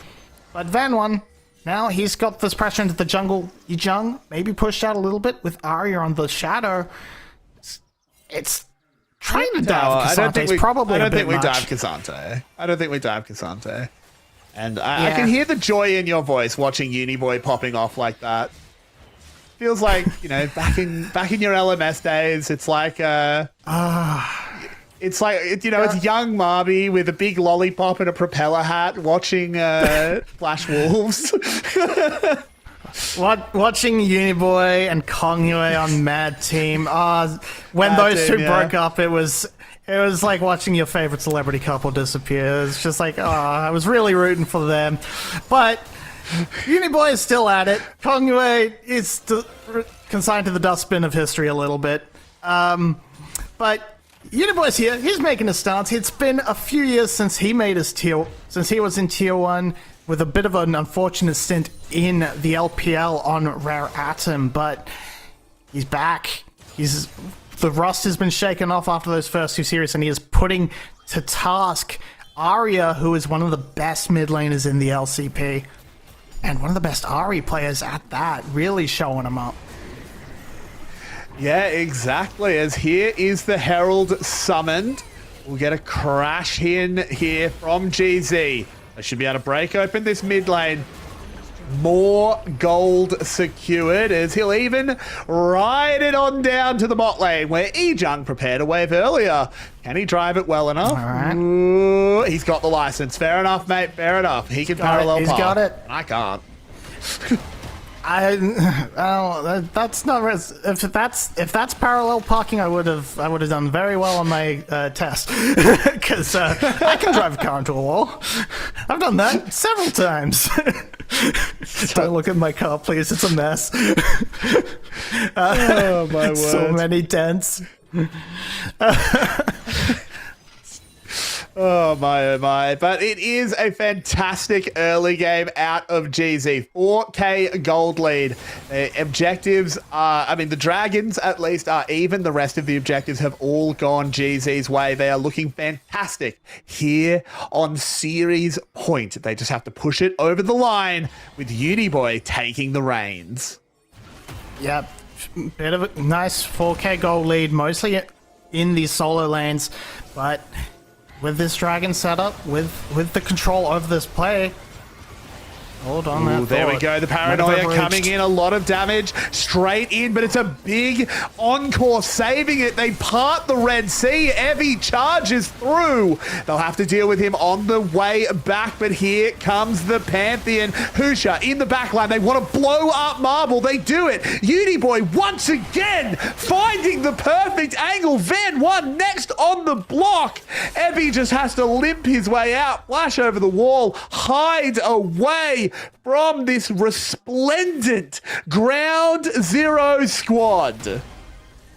This is what we were promised with these roster moves, and they are showing up big against SHG. The Dragon is not, well, the Dragon hasn't even spawned yet, so never mind all that, but they're going to be able to get these waves in, get good positioning.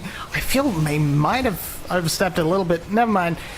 We'll get to that later, as it looks a lot like an overreach here from Husha, but a big encore sends them packing. It's not able to be capitalized on immediately because of the Milio, but they avoid Evie, and then from there's no control for SHG. They do not get to dictate a single part of this play. It is instead all Husha, all Uniboy going in onto the back line. Look at these damage charts. Husha is making it work. This Pantheon getting through. Game 3, getting a Pantheon is so strong. No wonder they first picked it. This Dragon picked up for GZ. There is no contest coming in from the Hawks. Don't blame them as well. It's only a second Dragon. You do not want to lose the game for it.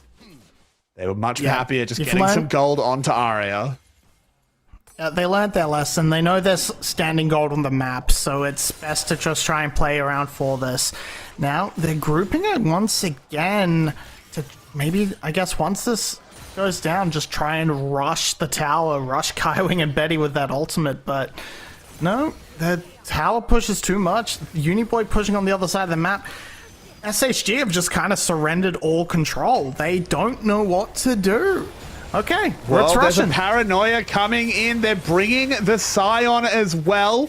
That's a good play. They get that 1 kill. Betty wants to try and even it up. We'll be able to slow Evie forever, but can't find the damage. Has to try and save Husha, who tries to get a stun, but can't. That's a good fight back there for SHG. 2 quick kills. 2 quick kills. It's a turret picked up on the other side by Uniboy.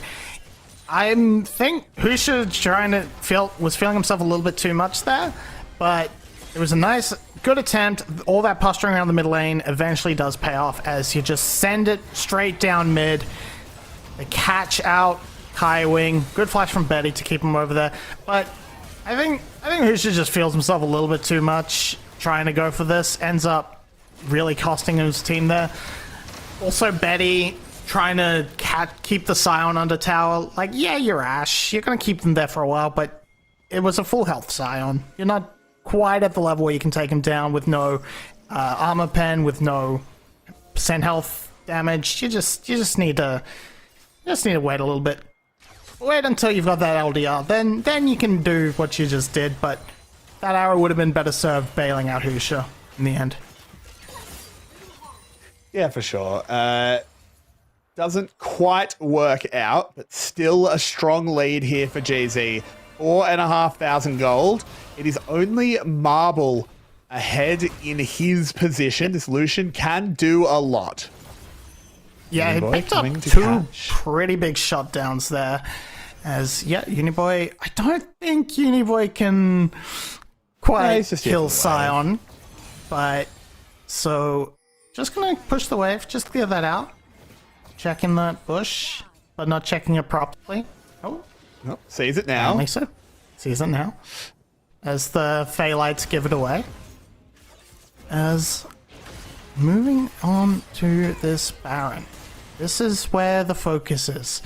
Do they start it off with these tanks in play?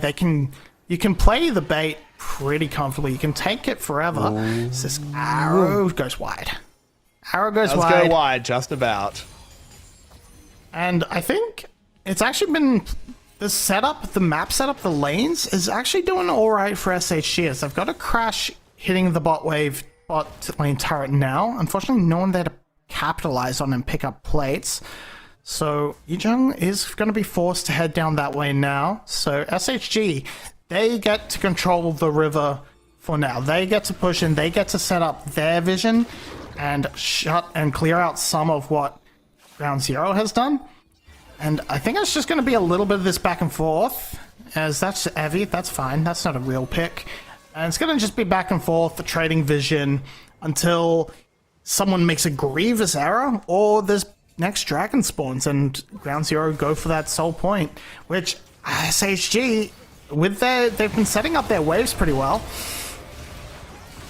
And here comes the fight. Paranoia going in. They're doing a lot of damage onto Husha. They will get Betty. Traded immediately onto Van One. What can Uniboy do in this fight? He's where I have my eyes. Arya slowed out. Zoned by Ejung. Uniboy jumping in onto Evie, the sacrificial Scion.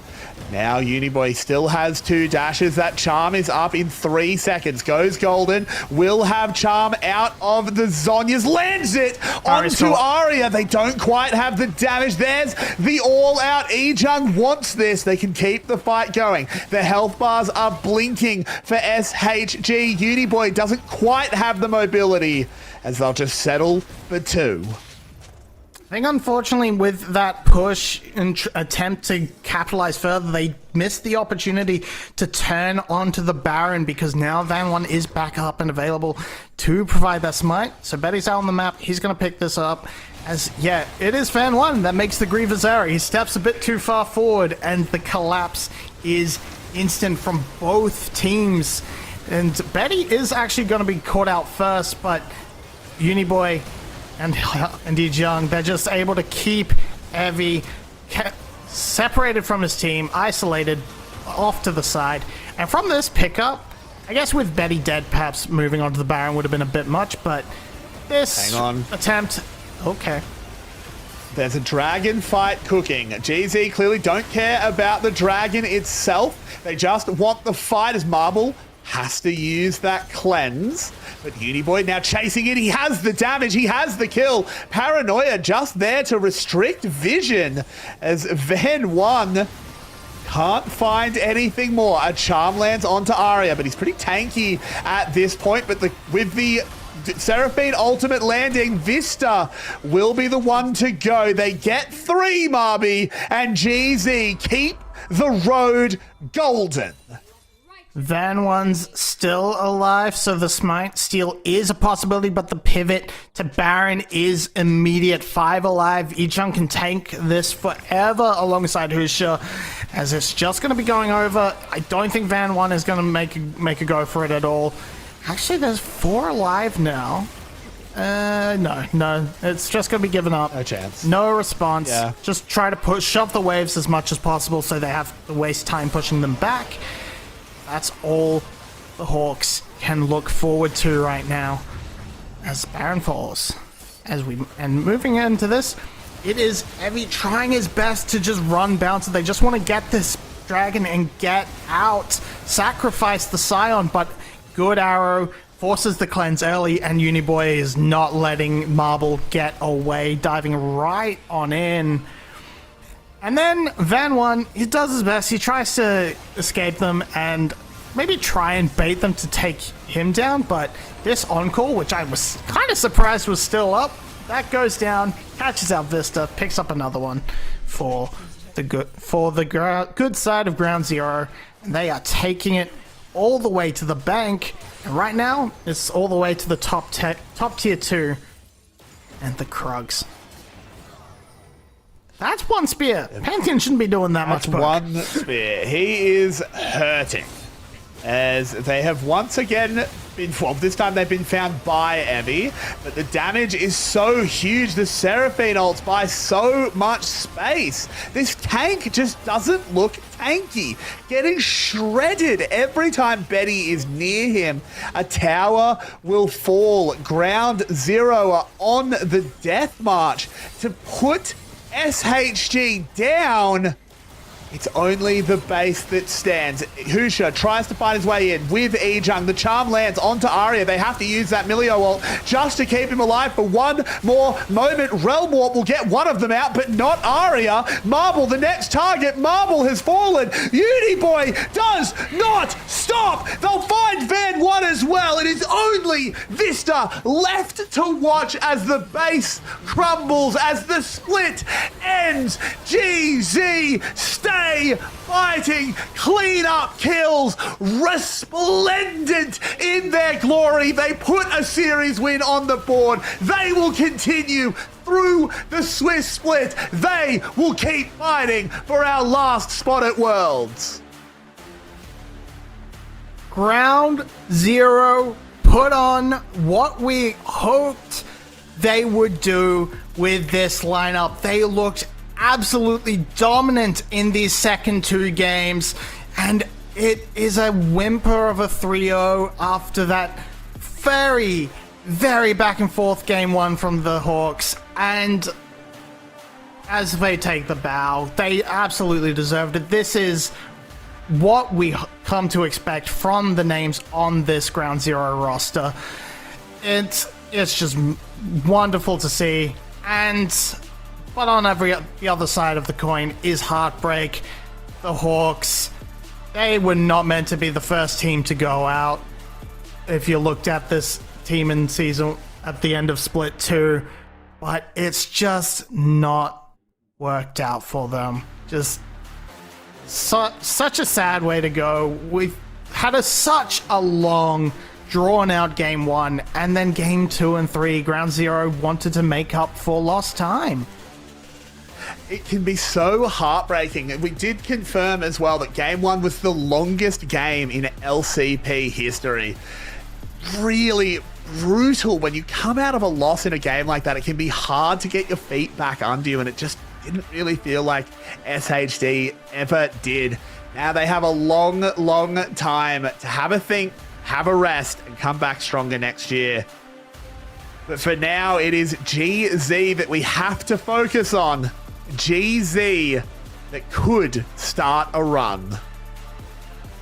Yeah, we don't necessarily know who they're going to be up against, do we?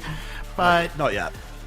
Not yet, but it's just with a performance like that, I think the other 1-2 teams got to be shaking in their boots a little bit. I think it's DFM and GARM are potential teams for them to face, and I don't know. This is good. Could be a nightmare for the LJL if this team matches up into DFM as well, because this performance was immaculate. Uniboy, I was not expecting him to pop off quite as hard as he did, but this Ari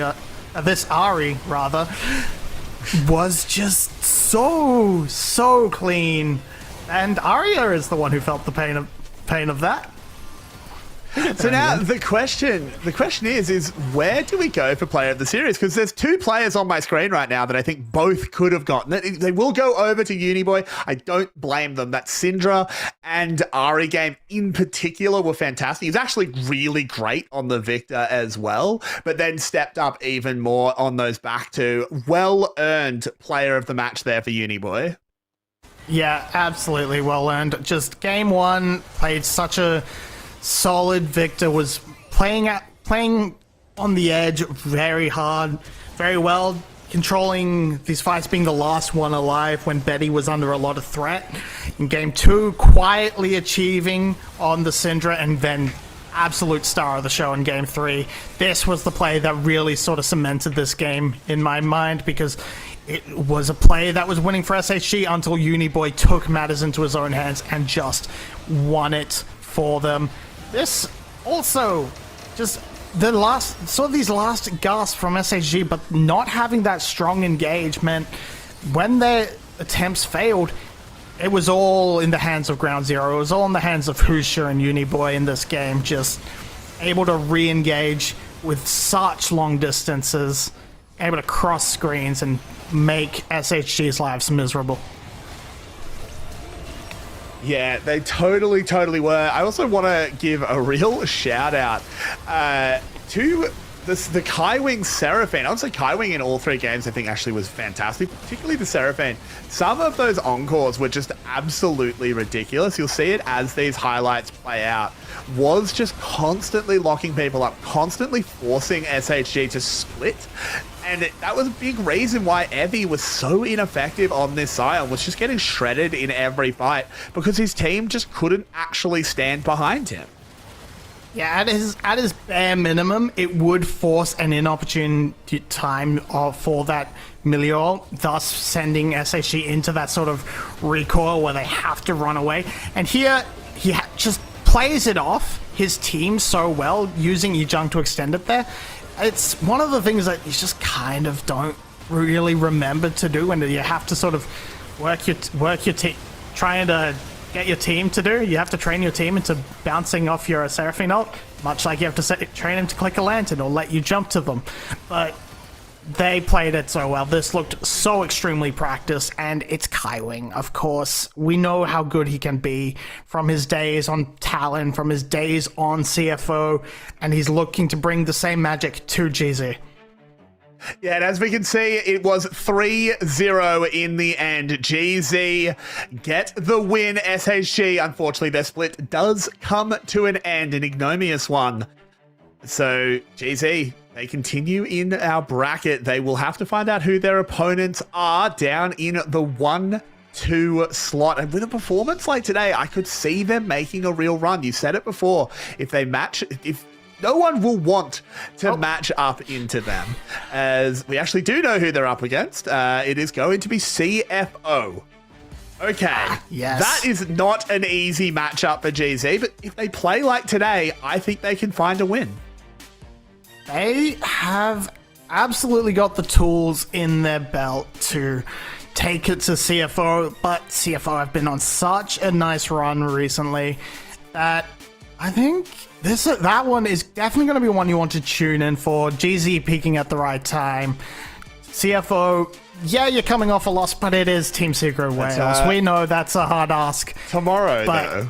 DFM versus GARM. That's going to be exciting. DFM on an upswing. They've picked up their first series win in a long time, while GARM have looked a little bit shaky. They want to be the third team at Worlds. GARM are not comfortable with their lack of international performances. They want to bounce back, and they hate not being the best Vietnamese team. Oh, absolutely. They were on such a tear. How many splits in a row did they win of VCS? Just absolutely insane. But this is their first year without Levi. It's something we have to touch on as every time it's brought up. And they've brought in Glory, they brought in Artemis, they brought in these cores from the old Team Wales roster, and these big names that are big in Vietnam, but they're just not clicking together. But we're going to see if they can do it against TFM. It's going to be an exciting one, but today was just as exciting as we said. It was Ground Zero picking up a 3-0 win. Thank you so much for tuning in, and thank you so much for joining me tonight, Marby. It is lovely to cast with you. I love it every time we get the chance. Everyone, give Sarah a big hand in chat. Hopefully we do see you back again, but we will certainly see you tomorrow when the LCP returns, not too far from now.